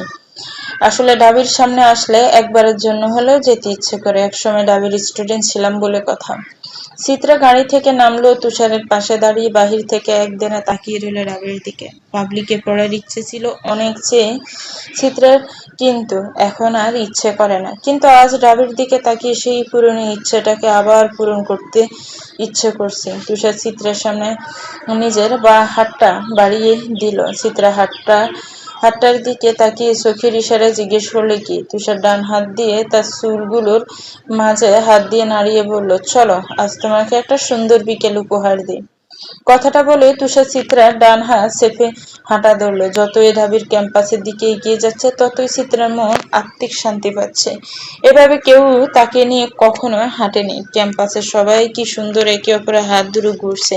আবার কেউ একজোট হয়ে বসে আড্ডা দিচ্ছে, আবার কেউ গিটারের সুর তুলে গান গাইছে। চিত্রা হাঁটা থামিয়ে দিল। ছেলে মেয়েগুলোর দিকে তাকালে তুষারের হাঁটার মাঝে বাধা পেয়ে গাড় ঘুরে চিত্রার দিকে তাকালো। ওর দৃষ্টি অনুসরণ করে তাকিয়ে বলল, ওখানে যাবে? ওরা গান গাইবে এখন। চিত্রা হ্যাঁ জানালো। তুষার চিত্রাকে নিয়ে ওই ছেলে মেয়েদের কাছে গেল। ছেলে মেয়েগুলো সুর তুলছে, গান গাইবে। চিত্রা সবটা খেয়াল করছে। তাদের মধ্যে থাকা একটা ছেলে হঠাৎ করে বলে উঠল, আরে তুষার ভাই, আপনি যে? তুষার খেয়াল করেনি ছেলেটাকে। ছেলেটার ডাক শুনে ছেলেটার দিকে তাকিয়ে বলে, হেই শামীম, হোয়াটসঅ্যাপ? এই তো চলছে, অনেকদিন পর ক্যাম্পাসে আসলে। চিত্রার দিকে তাকিয়ে বলে, ওটা কি ভাবি আমাদের? কথাটা কর্ণঘূর হতে খানিকটা লজ্জা পেল চিত্রে। এরা কি একজন ছেলের পাশে কোনো মেয়ে দেখলে গপ বপ ভেবে ফেলে? তুষার একবার চিত্রের দিকে তাকিয়ে বলে, ও আমার মামার মেয়ে। ছেলেটা ওহ বলে পাশে থেকে ফুচকার স্টল থেকে দুটো চেয়ার এনে তুষার আর চিত্রাকে দেয় বসার জন্য। চিত্রা আর তুষার বসে। ছেলে মেয়েগুলো গাইতে থাকে, যদি বারে বারে একই সুরে, প্রেম তোমায় কাঁদায় তবে প্রেমিকা কোথায় আর প্রেমী বা কোথায়? যদি দিশেহারা ইশারাতে প্রেমী রেখে যায় তবে ইশারা কোথায় আর আশারা কোথায়? যদি মিথ্যে মনে হয় সব পুরনো কথা, যদি ছায়ের কাপেতে জমে নীরবতা, তবে বুঝে নিও ছাদের আলো কত নিরুপায়। যদি প্রতিদিন সেই রঙিন হাসি ব্যথা দেয়, যদি সত্যগুলো স্বপ্ন হয়ে শুধু কথা দেয়, তবে শুনে দেখো প্রেমিকের গানও অসহায়। যদি অভিযোগ কেড়ে নেয় সব অধিকার, তবে অভিনয় হয় সবগুলো অভিসার। যদি ঝিলমিল নীলাকাশে ডেকে দেয় আধার, তবে কি থাকে তোমার বলো, কি থাকে আমার? যদি ভালোবাসা সরে গেলে মরে যেতে হয়, কেন সেই প্রেম ফিরে এলে হেরে যেতে ভয়? শেষে কবিতারা দায়সারা গান হয়ে যায়। গানটা কয়েকবার ফেসবুকে শুনেছিল চিত্রা, এবার সামনাসামনি গাইতে দেখলো। গান ভালোই লাগলো ছেলে মেয়েগুলোর কণ্ঠে। তুষার চিত্রার হাত ধরে বসা থেকে উঠে কার্জন হলের সামনে গেল। ফার্স্ট টাইম আজ কার্জন হল দেখলো সামনাসামনি চিত্রা। ফিক তুলবে না সেটা হয় নাকি? তুষারের দিকে তার ফোনটা এগিয়ে দিয়ে বলে, আমার কয়েকটা ফিক তুলে দিন। তুষার নিজের ফোনটা বের করে বলে, আমার কাছে ফোন আছে, তুমি গিয়ে দাঁড়াও, আমি ফিক তুলে দিচ্ছি। চিত্রা হলের সামনে দাঁড়িয়ে বিভিন্ন পোস্টে নিল আর তুষার ফিক তুলে দিল। হঠাৎ পাশে তাকিয়ে বেলপুরি দেখে সেখানটাই তুষারের হাত ধরে চোট লাগালো চিত্রা। বেলপুরির কাছে গিয়ে চিত্রা বলল, মামা 2 প্লেট বেলপুরি দিন, ঝাল বেশি করে। মামা 2 প্লেট বেলপুরি চিত্রার হাতে দিয়ে চিত্রা 1 প্লেট নিজে নিয়ে আরেক প্লেট তুষারের সামনে ধরে বলে, ভাইয়া নিন। তুষার বেলপুরির দিকে তাকিয়ে বেলপুরির জাল মেপে নিল। জাল খুব একটা খেতে পারে না তুষার। না না, আমি বেলপুরি খাই না, তুমি খাও।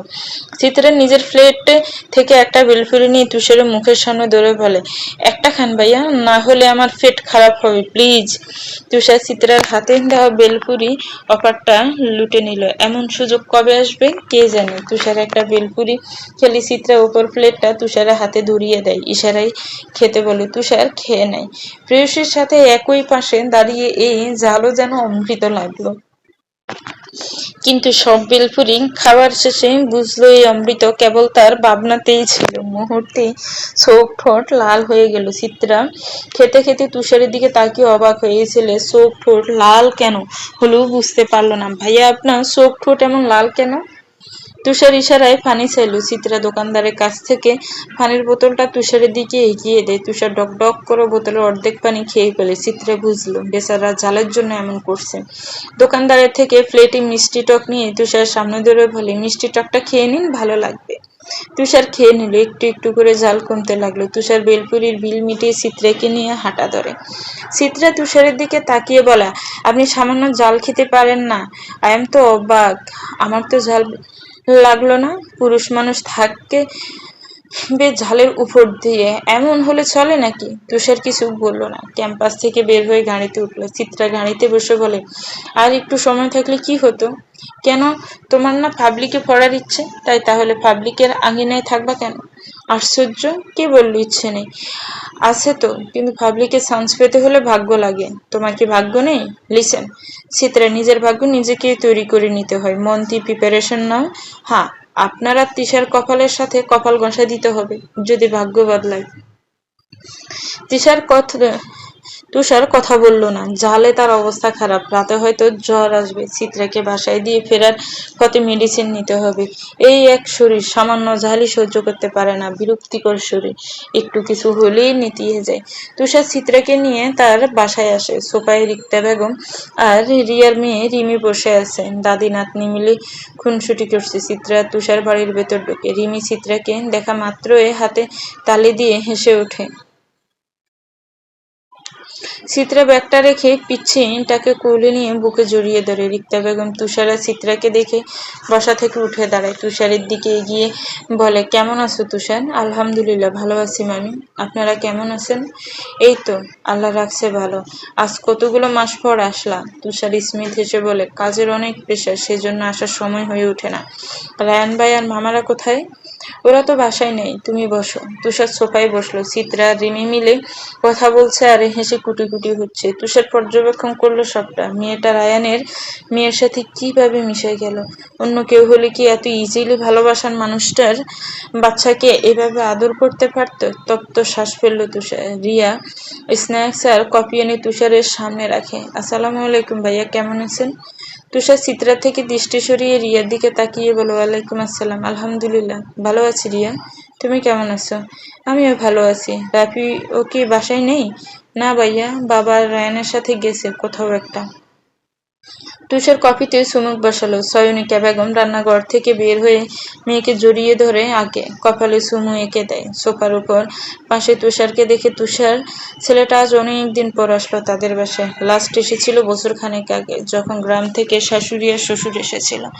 তুষারের তাহলে পা পড়লো মামার বাসায়। দাওয়াত দিয়েও তো তুষারকে পাওয়া যায় না। কি করবো বলুন মামি, সব দিক সামলিয়ে আসাটা হয়ে ওঠে না।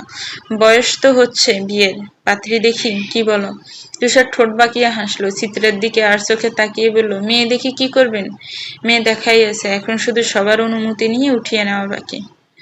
চিত্রা সহ রিয়া, সয়নিকা, রিক্তা সবাই অবাক। মেয়ে দেখাই আছে মানে? তা নিয়ে কি তাহলে না জানিয়ে মেয়ে ঠিক করে রেখেছে? তুষার সবাইকে এভাবে তাকিয়ে থাকতে দেখে জিজ্ঞেস করে, এভাবে তাকিয়ে আছেন কেন সবাই? রিক্তা বেগম তুষারের পাশে বসে বলে, মেয়ে কি করে, কোথায় থাকে, কোন পরিবারের মেয়ে, সে দেখতে কেমন? তুষার শব্দ করে হাসলো। সিরিয়াস হচ্ছেন কেন? আমি মজা করেছি, বিয়ে নিয়ে এখনো প্ল্যান করিনি, মনের মানুষ পেয়ে গেলে করব।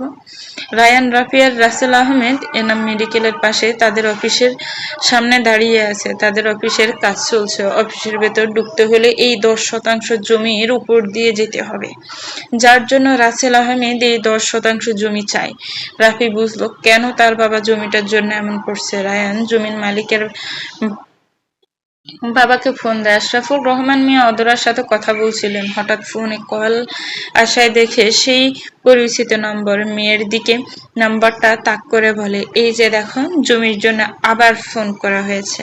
অদরা ফোনটা কেড়ে নিয়ে বিরক্তিতে ফোনটা রিসিভ করতে অদরা গড়গড় করে বললে, একবার আপনাদের বলা হয়েছে না জমি বিক্রি করা হবে না, তাহলে বারবার কেন ফোন দিয়ে বিরক্ত করেন? রাফির রাগ হলো, জাস্ট শাট আপ, আপনাকে জমি বিক্রি নিয়ে ফোন করা হয়নি, আপনি একবার জমির কাছে আসুন। কেন? আসুন তারপর দেখে যান। ওয়েট, আসছি। কথাটা বলে অদরা ফোন কেটে দেয়। হ্যান্ডব্যাগটা নিয়ে বেরিয়ে যায়। রায়ান আর রাসেল আহমেদ অফিসের ভেতরে গেছে। রাফি বাহিরে দাঁড়িয়ে আছে। হঠাৎ পাশে কারো উপস্থিতি টের পেয়ে পাশ ফিরে দেখে সেদিনের সেই বিধবা মেয়েটা। আজও পরনে সাদা শাড়ি। মেয়েটার দিকে তাকিয়ে বলে, আপনি সে অদরা না? অদরা রাফিকে দেখে ব্রু কুচকে বলে, আপনি কি? আমি রাফি, সেদিন প্লেনের যার পাশে বসেছিলেন। ওহ, আপনি এখানে কি করছেন? আসলে এক বজ্জাত মহিলার জন্য অপেক্ষা করছি। মানে? মানে হলো এই যে সামনে যে জায়গাটা দেখতে পাচ্ছেন না, এই জায়গাটায় একটা মহিলা, সেই মহিলার জন্য অপেক্ষা করছি। অতরা হাতের ইশারায় জমিয়ে জায়গাটার দিকে তাকিয়ে বলে, এই 10%? হ্যাঁ, আমি সেই মালিক। বলুন কি বলবেন? রাফি একবার জমির তো আরেকবার অদরার দিকে তাকায়। এই জমি আপনার? হ্যাঁ। আপনি 10% জমি ছাড়ছেন না কেন? আপনার জন্য আমাদের অফিসের কাজে ব্যাঘাত ঘটে। আপনাদের এখানে কে বলেছে অফিস তৈরি করতে? আমার জায়গার জন্য প্রবলেম হলো অন্য জায়গায় তৈরি করেন অফিস। আপনার জায়গা 10%, আর আমাদের আপনার জায়গা 3 ডাবল করলেও জায়গার পরিমাপ আসবে না। সেক্ষেত্রে কি আপনার উচিত না জায়গাটা ছেড়ে দেওয়া? আপনার কাছে তো জায়গাটা মাগনা ছাওয়া হচ্ছে না, দাম তো দেওয়া হবে। কত দিবেন আপনারা? আপনি কত চান? আমি যা চাইবো তাই দিবেন? চেয়ে দেখুন। বেশ, আমি শতাংশ প্রতি 30 লাখ করে সেল করব। জায়গার আসল দাম কত? আসল দাম যাই থাকুক, 10% জমির দাম আসে 1 কোটি টাকা। এখন আপনাদের পোষালে আপনারা নিবেন, যদি পারেন তাহলে জানাবেন, আর না পারলে জমি সংক্রান্ত আরো একটা ফোন যেন না আসে। কথাটা বলে অদরা চলে যায়। রাফি অদরা যাওয়ার পানে তাকিয়ে ভাবে, 10% জমির দাম 1 কোটি টাকা। মেয়েটা সুযোগ বুঝে সুযোগের দুর্ব্যবহার করছে। বাহিরে জিরিমিরি বৃষ্টি পড়ছে, ঠান্ডা প্রকোপ বেড়েছে। সোফায় গোল হয়ে বসে আছে বাড়ির সকল মেয়ে সদস্য। বৃষ্টি পড়ায় দরুন তুষারকে আজ বাড়ি যেতে দেয়নি সকল সদস্যরা। তুষারও মানা করেনি। চিত্রা শরীরের চাদরটা দিয়ে হাত পা সহ পুরো শরীর ডেকে কোলে রিমিকে নিয়ে ঘাপটি মেরে বসে আছে। রিমি গুটিসুটি হয়ে চিত্রের বুকে শুয়ে আছে। চয়নিকা বেগম গরুর মাংস আর ভুনা খিচুড়ি রান্না করেছে, সাথে রয়েছে আমের চাটনি। চাটনিটা অবশ্য আগে, এই সময়ে তো আম পাওয়া সম্ভব না। খিচুড়ির গন্ধে ড্রয়িং রুম মৌ মৌ করছে। চিত্রা ডাইনিং এর টেবিলের দিকে তাকিয়ে বলে, গ্রামটা অনেক সুন্দর হয়েছে মা। আমার তো এখনই জিহ্বা দিয়ে পানি বেরিয়ে আসছে। চয়নিকা বেগম মেয়ের কথা শুনে স্মিত হাসে। রিয়া চেয়ারে বসে ফোন স্ক্রল করছে। রাতুল মেসেজ দিয়েছে, চিত্রার নম্বর চাচ্ছে। রিয়া আর চোখে চিত্রের দিকে তাকালো। চিত্রার অনুমতি ছাড়া কিভাবে তার নম্বর দিবে রিয়া? চেয়ার ছেড়ে উঠে দাঁড়ায়। চিত্রার পাশে গিয়ে বসে বলে, এই চিত্রা, একটা কথা বলতে চাই। চিত্রার নড়ে চড়ে বসে, বল। তোর নাম্বারটা আসলে রাতুল ভাইয়া চাচ্ছে, আমি কি দেব? কেন? জানি না, বললো তোকে কি একটা কথা নাকি বলবে। ও আচ্ছা, দিব, দে। রিয়া চিত্রার নাম্বারটা সেন্ড করে রাতুলকে পাঠায়। রাতুল চিত্রার নাম্বারটা পেয়ে বিশ্বজয়ের একটা হাসি দেয়। তুষার একের পর এক হাসি দিচ্ছে। জালের রেশ এখন বের হচ্ছে। রাফিকে ফোন দিয়ে জিজ্ঞেস করেন তার রুমে জ্বরের মেডিসিন আছে কিনা। রাফি না করে দেয়। রিয়া বা মা শাশির কাছে সে দেখতে বলল। তুষার তপ্ত শ্বাস ফেলে বসার রুমে আসে। সোফায় বসে থাকা রিক্তা বেগম দিয়ে তাকিয়ে বলে, মামি, জ্বরের মেডিসিন হবে? রিক্তা বেগম তুষারের কথা শুনে তুষারের দিয়ে তাকিয়ে বলেন, জ্বরের মেডিসিন চাইছো কেন তুষার?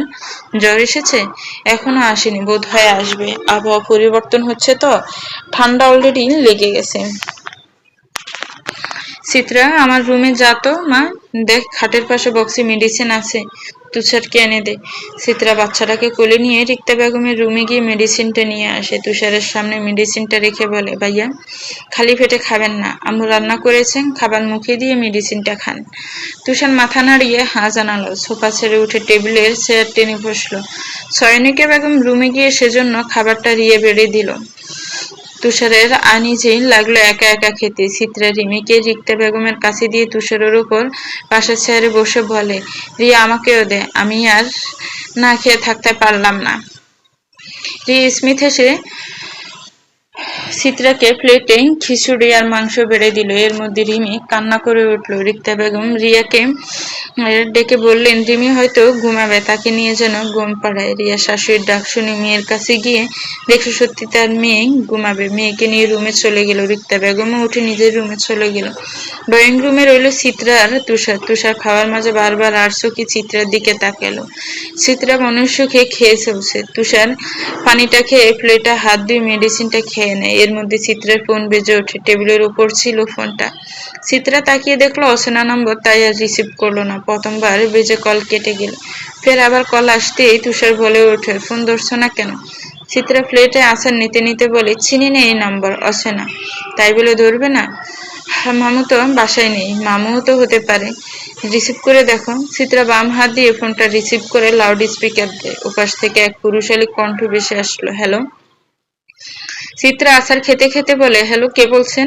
আমি রাতুল বলছি। চিত্রার খাওয়া থেমে যায়। তুষার ব্রু কুঁচকে তার দিকে তাকিয়ে আছে। রাতুল তো রিয়ার ভাই, সে কেন চিত্রাকে ফোন দিল? চিত্রা ফোনটা হাতে নিয়ে স্পিকার কমিয়ে কানে দিয়ে বলে, হ্যাঁ রাতুল ভাইয়া বলুন। রাতুল নিজের রুমের জানালার ধারে দাঁড়িয়ে আছে। তোমার সাথে কিছু কথা শেয়ার করতে চাই। তোমার আশেপাশে কি কেউ আছে? চিত্রা একবার তুষার দিয়ে তাকিয়ে বলে, হ্যাঁ আছে। আপনি কি বলবেন বলেন, আমি শুনছি। না, তাহলে আর বলা যাবে না। তুমি কি কাল আছো? হ্যাঁ। দেখা করতে পারবা? কেন? একটা কথা বলবো। হ্যাঁ, সেটা তো আমিও জানি, আপনি বলুন সেই কথাটা। সামনাসামনি বলতে চাই। তুমি বরং কাল তোমার বাসার পাশে যে ক্যাফেটা আছে ওখানে এসো। আমি অপেক্ষা করব ঠিক বিকেল 3টে বাজে। আরে কাল বৃষ্টি থাকবে, আর আমি বৃষ্টির বোতল কোথাও যাওয়া পছন্দ করি না। তাহলে আমি তোমার বাসার সামনে দাঁড়াবো, তুমি এসো। আশ্চর্য! বাসার সামনে আসতে পারলে তো বাসায় আসতে পারেন। আপনি বরং বাসাতেই আসেন। এখন রাখি, আমি খেতে বসেছি।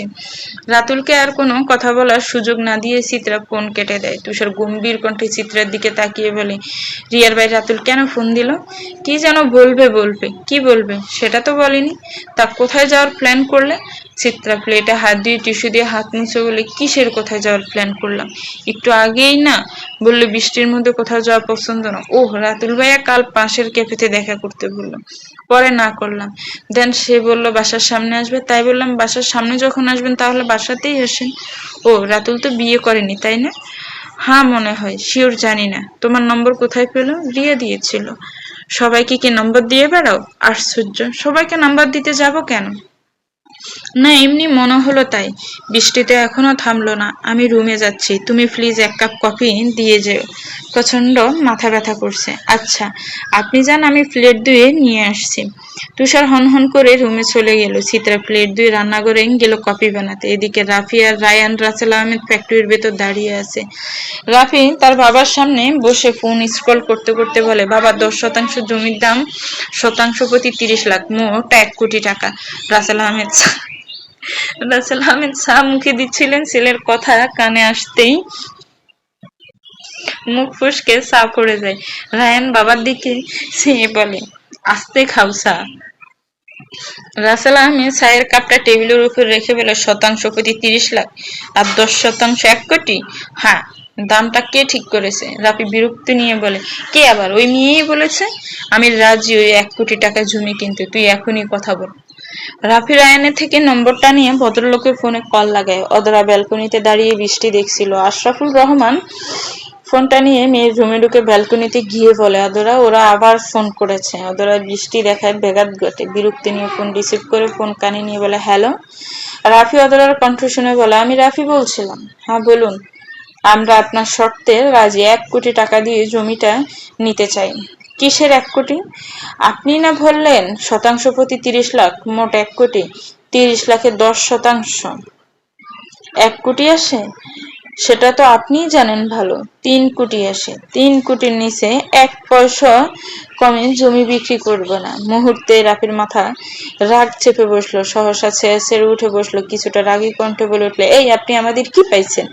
এক এক করে এক এক কথা বলেন। টাকা কি গাছে ফলে? 10%-এর দাম 3 কোটি, কোন আক্কেলে চান? মেন ঢাকাতেও তো এত দাম না জমির। রাসেল আহমেদ ছেলের হাত চেপে ধরে ইশারায় মাথা ঠান্ডা রাখতে বলে, তিনি 3 কোটি টাকার বিনিময়ে হইলেও জায়গাটা নেবেন। রাফি তার বাবার দিকে ইশারায় ফোনটা দিকে এগিয়ে নেয়। নাও তোমার জমি, তুমি কথা বলো। রাসেল আহমেদ ফোনটা নেয়। হ্যালো, আমরা আপনার শর্তে রাজি। 3 কোটি টাকাই দিব, তবুও জায়গাটা চাই। ঠিক আছে, কাগজপত্র সহ টাকা রেডি করুন। আর হ্যাঁ, ছেলেকে ভদ্রতা শিখাবেন। কথাটা বলে অদরা ফোন কেটে দেয়। সুযোগ একবার আসলে সেই সুযোগকে কাজে লাগাতে এই অদরা ভালো করেই জানে। রাফি তার বাবার থেকে ফোনটা নিয়ে বৃষ্টির মধ্যে গাড়ি নিয়ে চলে যায়। রাগ মাথায় নিয়ে বাড়িতে প্রবেশ করে রাফি। চিত্রা কফি নিয়ে রান্নাঘর থেকে বের হতেই দেখে রাফি হন্তদন্ত হয়ে আসছে। চিত্রা রাফির সামনে দাঁড়িয়ে বলে, এই তোমার আসার সময়? রাফি হাঁটা থামিয়ে দেয়। চিত্রার হাতে কফি দেখে কফিটা হাতে নিয়ে বলে, থ্যাঙ্কস, এটারই প্রয়োজন ছিল। চিত্রা কিছু বলতে নিবে তার আগে রাফি কফিটায় চুমুক বসায়। চিত্রার রাগ হলে এখন তাকে আবার কফি বানাতে হবে। ফের রান্নাঘরে ছুটলো কফি বানিয়ে তুষারের রুমের দিকে গেল। তুষার ব্যালকনিতে দাঁড়িয়ে আছে। বৃষ্টির সাথে আসা মৃদু ঠান্ডা বাতাস তুষার শরীরটা কাঁপিয়ে তুলছে, তবুও ভালো লাগছে তুষারের। চিত্রের রুমে ঢুকে পাশে দাঁড়িয়ে বলে, আপনার কফি। তুষার চিত্রের পানে চেয়ে কফির মগটা হাতে নিয়ে দৃষ্টি বৃষ্টির দিকে রেখে বলে, এতক্ষণ লাগলে একটা কফি বানাতে? না, এত টাইম লাগতো না। আসলে আপনার জন্য কফি নিয়ে আসছিলাম, সেটা রাফি ভাইয়া খেয়ে ফেলছে। রাফি ফিরেছে? হ্যাঁ। আপনি শরীরে শীতের পোশাক পরেননি কেন? দেখেন কত শীত। আমার শীত লাগছে না, বরং ভালোই লাগছে। আমি শুনেছি যাদের শরীরে চর্বি বেশি তাদের শীত কম লাগে বেশি। তুষার কফিতে চুমুক বসিয়ে বলে, আমার শরীরে কি চর্বি বেশি নাকি? মনে হয় বেশি, সেজন্যই তো আপনার শীত লাগছে না। তুষার হেসে উঠল। চিত্রা সে হাসির দিকে চাইল। লোকটার হাসি কি সুন্দর, মেয়েদের মতো গালে টোল পড়ে। তুষার ভাই, আপনি কি জানেন আপনার হাসি কত সুন্দর? না, আগে তো কেউ বলেনি। তবে তুমি বলে আজ জানলাম। সত্যি আপনার হাসি সুন্দর। আমি হাসলে যেমন গালে টোল পড়ে, তেমন আপনার হাসলে গালে মেয়েদের মতো টোল পড়ে। তুষার ব্রু কুঁচকে বলে, কেন? টোল কি শুধু মেয়েদেরই হয় নাকি? ছেলেদের হতে বারণ নাকি? না, তেমন না। আসলে ছেলেদের তো তেমন টোল দেখা যায় না গেলে, কিন্তু আপনার আছে। কারণ তুষার ওয়ান পিসে, তাই। ওহ, আমি আপনাকে ফার্ম দিচ্ছি, ভুলে যায়েন না। আমি তো ফুলেই গেছি তোমার ফার্ম দেওয়া দেখে। চিত্রা কিছু বললো না। তুষার ভাই আজকাল ভালোই কথা বলছে। বিদেশ যাওয়ার আগে তো কথাই বলতো না, গুমড়ো মুখ করে থাকতো। এখন ভালোই হাসি খুশি কথা বলছে সবার সাথে। তপ্ত শ্বাস ফেললো চিত্রা। মানুষের বদল করতে সময় লাগে না। আচ্ছা তুষার ভাই, একটা কথা বলি।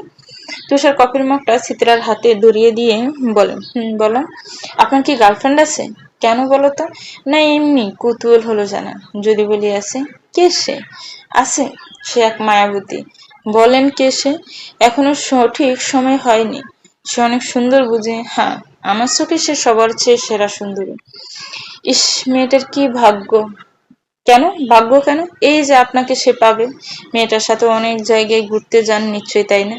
না, মেয়েটা এখনো জানে না আমি তাকে পছন্দ করি। আল্লাহ, কি বলেন? এখনো বলেন নাই মেয়েকে? মেয়ে যদি অন্য ছেলের সাথে বেগে যায় তখন? না, সেই সুযোগ তুষার আসতেই দিবে না। অন্য ছেলের সাথে বেগে যাওয়া তো দূর, কোনো ছেলের দৃষ্টিও ওর দিকে পড়তে দিব না। তো বলে দিলেই তো পারেন। না, তাকে বলার সঠিক সময় এখনো হয়নি, তবে খুব শীঘ্রই বলবো। হ্যালো, কেমন আছেন? রাফি ঘুমিয়েছিল। হঠাৎ ফোনের রিংটোন বেজে ওঠে। বিরক্তি নিয়ে ফোনটা রিসিভ করে কানে নেয়। ওপাশ থেকে চিরচেনা কণ্ঠ শুনে ঘুম সব উবে যায়। শোয়া থেকে উঠে মুহূর্তে মুখ ফুটে উঠে আসে। রাফি জানতো মেয়েটা তাকে ফোন দিবে। ফোন মুখের সামনে এনে দেখে রাত 1:30 বাজে। সেই সাথে ফোনের স্ক্রিন জল জল করছে। ছাতক পাখি দিয়ে নামটা সেভ করা। যা ফোন রিসিভ করার সময় ঘুমের কারণে খেয়াল করেনি। কি হলো, নিশ্চুপ কেন? কথা বলবেন না? ফোনের ওপর পাশের রমণীর কথা শুনে মুচকি হাসল রাফি। মুহূর্তে মুখটাকে আবার গম্ভীর করে শুধায়, কি কথা বলবো? ফোনের ওপাশে ফোঁস করে নিঃশ্বাস ফেলল রমণী। যা রাফি বুঝতে পারল। কেমন আছেন জিজ্ঞেস করেছিলাম, উত্তর পায়নি। কেমন থাকার কথা আমার? সেটা জানলে জিজ্ঞেস করতাম না। রাফি বিছানা ছেড়ে উঠে দাঁড়ালো। ব্যালকনিতে থাকার দরজাটা লাগিয়ে দিল। বাতাস আসছে খুব। এত রাতে একটা ছেলেকে ফোন দিতে তোমার ভয় করলো না? গড় গড় করে বেশি আসলো। না। রাফি তার সাপ দাড়িতে হাত বুলায়। সত্যি ভয় করছে না? এখন যদি উল্টাপাল্টা কিছু বলে বসি তখন? কেমন আছেন? তপ্ত ফাঁস ফেলল রাফি। ভালো থাকতে দিলে? কখন যে জিজ্ঞেস করছো কেমন আছেন। শোনো মেয়ে, নেক্সট টাইম মধ্যরাতে ফোন দিবে না, আর মনে থাকবে? আবার বলে, ফাজিল মেয়ে। এত রাত হয়েছে, ঘুমাওনি কেন? এমনি। রাফি সন্দেহজনক দৃষ্টি নিয়ে বলে, এমনি নাকি বয়ফ্রেন্ডের সাথে রাত জেগে চ্যাট করছিলে? এসব নাউজুবিল্লা জিনিস আমার নেই। ভদ্র সাজা হচ্ছে? না, সত্যি নেই। তাহলে ঘুমাওনি কেন? আপনাকে ফোন দিব, একটু কথা বলবো, সেজন্য। আমি যদি ফোন না ধরতাম? না ধরলে না ধরতেন। তোমার করা অপমানটা এখনো ভুলিনি। কোন অপমান ভাইয়া? সকাল সকাল তোমাদের বাসায় গিয়েছিলাম বলে কথা শুনিয়েছিলে। আমি সেভাবে বলতে চাইনি। আসলে অত সকালে এসেছিলেন, বাহিরে ঠান্ডা বাতাস, সেই জন্য বলেছিলাম। আসতে তো অনেক কষ্ট হয়েছে। আমার জন্য এত ভেবো তুমি? একটু একটু ভাবি, যতই হোক মামুর ছেলে, বাইয়া বলে কথা। জাস্ট শাট আপ, ওকে? ভুল কিছু বলেছি? কি না? তাহলে শাট আপ কেন বললেন?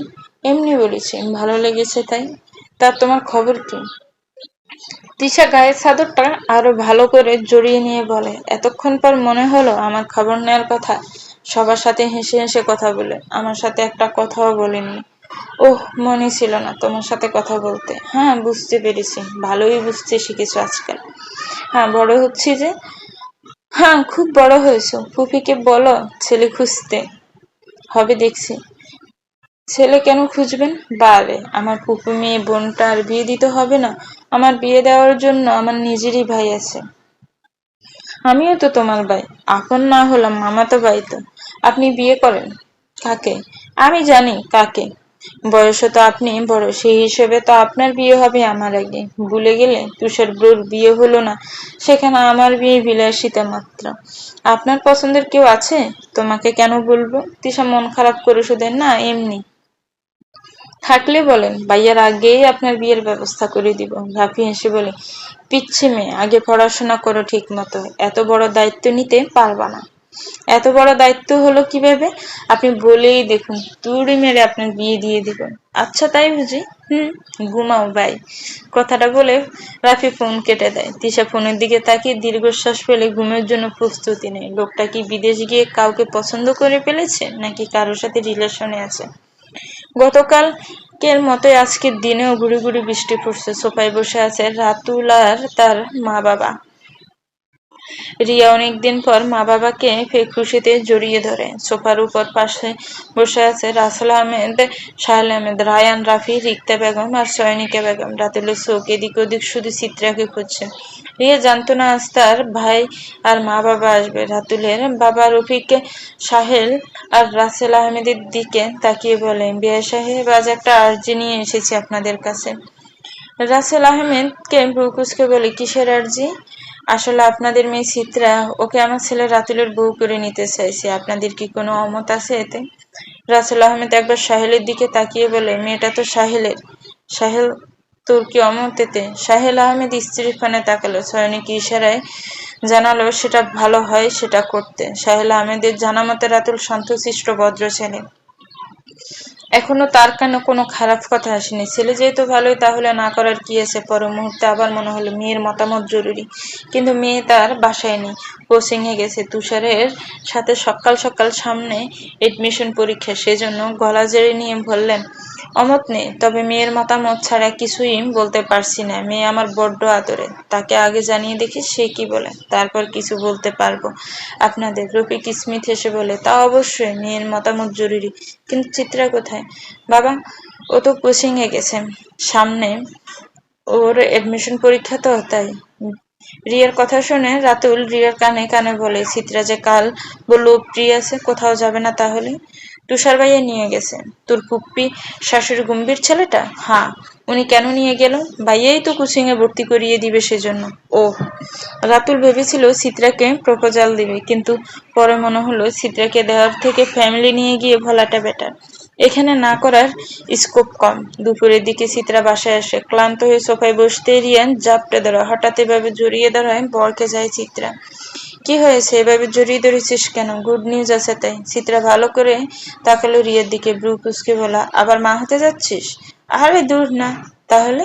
একটু পরেই জানতে পারবি। চিত্রা রিয়ার এমন হেয়ালি কথা শুনে বসা থেকে উঠে নিজের রুমে চলে যায়। ফ্রেশ হয়ে এসে বিছানায় বসতে দেখে চিত্রার মা সয়নিকা বেগম দরজা ঠেলে ভিতরে ঢুকে। চিত্রা মাকে দেখে স্মিথ হাসে। সয়নিকা বেগম চিত্রার পাশে বসে। এরপর সাহেল আহমেদও মেয়ের রুমে ঢুকে। বাবা মাকে নিজের রুমে দেখে অবাক হয় চিত্রা। সচরাচর তার দুজন একসাথে তার রুমে আসে না। সাহেল আহমেদ মেয়ের উপর পাশে বসে। চিত্রা ব্রু কুঁচকে বলে, কিছু বলবে তোমরা? সৈনিকা বেগম হ্যাঁ জানে। তাহলে বলো, রাতুলকে তোর কেমন লাগে? মায়ের কথা শুনে চিত্রা মায়ের ফানে তাকায়। রাতুল ভাইয়াকে কেমন লাগে মানে? রাতুলের মা বাবা এসেছিল আজ, তো রাতুলের সাথে তোর বিয়ের কথা বললো। চিত্রা পা দিয়ে ফ্লোরে আঁকিবুকি করতে করতে বলে, তোমরা কি বললে? তোর বাবা কিছু বলেনি, তোর মতামত নিয়ে জানাবে। আমি এই বিয়ে করতে চাই না। কেন বিয়ে করবে না? রাতুল ভাইয়াকে আমি সে নজরে কখনো দেখিনি, আর তাছাড়া আমি তাকে ভাইয়ার নজরে দেখি, যেখানে স্বামী হিসেবে মানে ইম্পসিবল। আচ্ছা তাহলে না করে দিব? হ্যাঁ। সাহিল ইশারায় সয়নিকা বেগমকে আর কিছু বলতে না করলেন। স্বামীর ইশারা পেয়ে চুপ হয়ে গেল তিনি। শায়লা আহমেদের চুপচাপ মেয়ের রুম থেকে বেরিয়ে গেলেন। যেখানে মেয়ে না করেছে সেখানে আর কিছু বলার থাকে না। শায়লা সয়নিকা চলে যাওয়ার পর চিত্রার ফোনে কল আসে। চিত্রা ফোনের স্ক্রিনে তাকিয়ে দেখেন নাতুলের ফোন। তপ্ত শ্বাস ফেলে ফোনটা রিসিভ করে চিত্রা, কেমন আছো? থমথমে গলায় জবাব দেয় চিত্রা, ভালো আছি। বাসায় তুমি? কেউ কিছু বলেছে? হ্যাঁ বলেছে। তুমি কি বলেছো? চিত্রা বসা থেকে উঠে দাঁড়ালো। আমি না করে দিয়েছি। মুহূর্তে রাতুলের হাস্যোজ্জ মুখ চুপসে গেল। কেন? কারণ আমি আপনাকে কখনো ওসব নজরে দেখিনি। আপনাকে আমি একজন বড় ভাইয়ের নজরে দেখে এসেছি। আমার পক্ষে আপনাকে স্বামী হিসেবে মানা ইম্পসিবল। আমি তো কখনো তোমাকে বোনের নজরে দেখিনি। সেটা আপনার ব্যাপার, কিন্তু আমার পক্ষে রাজি হওয়া সম্ভব নয়। ভালো থাকবেন। কথাটা বলে ফোন কেটে দেয় চিত্রা। বলা নেই কওয়া নেই হুট করে বিয়ের প্রস্তাব পাঠিয়ে দেয়। যত্ত সব। তুষার অফিসে বসে আছে, সামনের চেয়ারে বসে আছে রাফি। এসে থেকে রাফি বকবক করেই চলছে। রোজ জানো আজকাল সাদাসিধে দেখতে মেয়েগুলো পাজি হয়। কাল একটা কাজে গিয়েছিলাম জমি কিনে, মেয়েটা জানে কি বললো, আমি কিভাবে জানবো কি বললো? 10% জমি কিনবো আমরা। মহিলাটা প্রতি 30 লাখ করে মোট 1 কোটি চেয়ে বসলো। যখন রাজি হয়ে তাকে ফোন করে বললাম 1 কোটি টাকায় জমি কিনতে রাজি, তখন মেয়েটা বলে উঠলো 3 কোটি। মানে ভাবো, সুযোগ পেয়ে লাভ মেরে 3 কোটিতে চলে গেল। তুষার ক্যালকুলেটর রাফির দিকে এগিয়ে দিল। রাফি ক্যালকুলেটর হাতে নিয়ে ঘুরিয়ে ঘুরিয়ে দেখে বলে, এটা কেন দিলে? 30 লাখ গুণ 10 দে, দেখ তো কত আসে। রাফি হিসেব করে বলে, এই যে দেখো 3 কোটি আসে। তাহলে তো ঠিকই আছে, বেশি কোথায় চাইলো, দাম তো 3 কোটিই আসে। হ্যাঁ সেটাই তো। তাহলে 1 কোটি চাইলো কেন? হয়তো কানে কম শুনেছি বা বোঝাই ভুল হয়েছে। নো ব্রো, আমি স্পষ্ট শুনেছি সে 1 কোটি বলেছিল। হয়েছে থাম ব্রো, একটা কথা বলতে তো ভুলেই গেছি। এসে থেকে তো অনেক কথা বলে ফেললি, এর মধ্যে আবার কি বলতে ভুল করলি? আরে ব্রো, আমাদের চিতাবাঘের তো বিয়ে সামনে। তুষার সবে চেয়ার উঠতে যাচ্ছিল, কিন্তু রাবির কথা শুনে অর্ধেক উঠে গিয়ে ফের বসে পড়ল। অবাক হয়ে বললে, চিত্রার সামনে বিয়ে মানে? হ্যাঁ, আজ রাতুল আর ওর বাবা মা আসছিল চিত্রার জন্য বিয়ের সম্বন্ধ নিয়ে। পরে কি হলো? কি আর হবে, সবাই রাজি। মুহূর্তেই বুকের বাঁ পাশে চিনচিন ব্যথা অনুভব করলো তুষার। টেবিলে থাকা গ্লাসটা নিয়ে পানি খেয়ে বলল, চিত্রাও রাজি? সেটা তো জানি না। চাচা বললে চিত্রার মত থাকলে বিয়ে হয়ে যাবে। তুষার পকেট থেকে ফোন বের করে চিত্রার নম্বরে ফোন লাগায়, কিন্তু ফোন সুইচ অফ বলে। তুষার দিক শূন্য হয়ে পড়ে। চিত্রা কি রাজি হয়ে গেছে? না, চিত্রা কেবল তুষারেরই। তুষার দ্বিতীয়বার আর চিত্রাকে হারাতে দিবে না।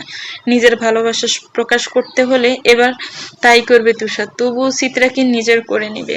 চলবে তো। ভিউয়ার্স, গল্পটার এই পর্ব কেমন লেগেছে একটি কমেন্টস করে জানাবেন। গল্পটা ভালো লাগলে একটি লাইক করবেন, গল্পটাকে শেয়ার করবেন।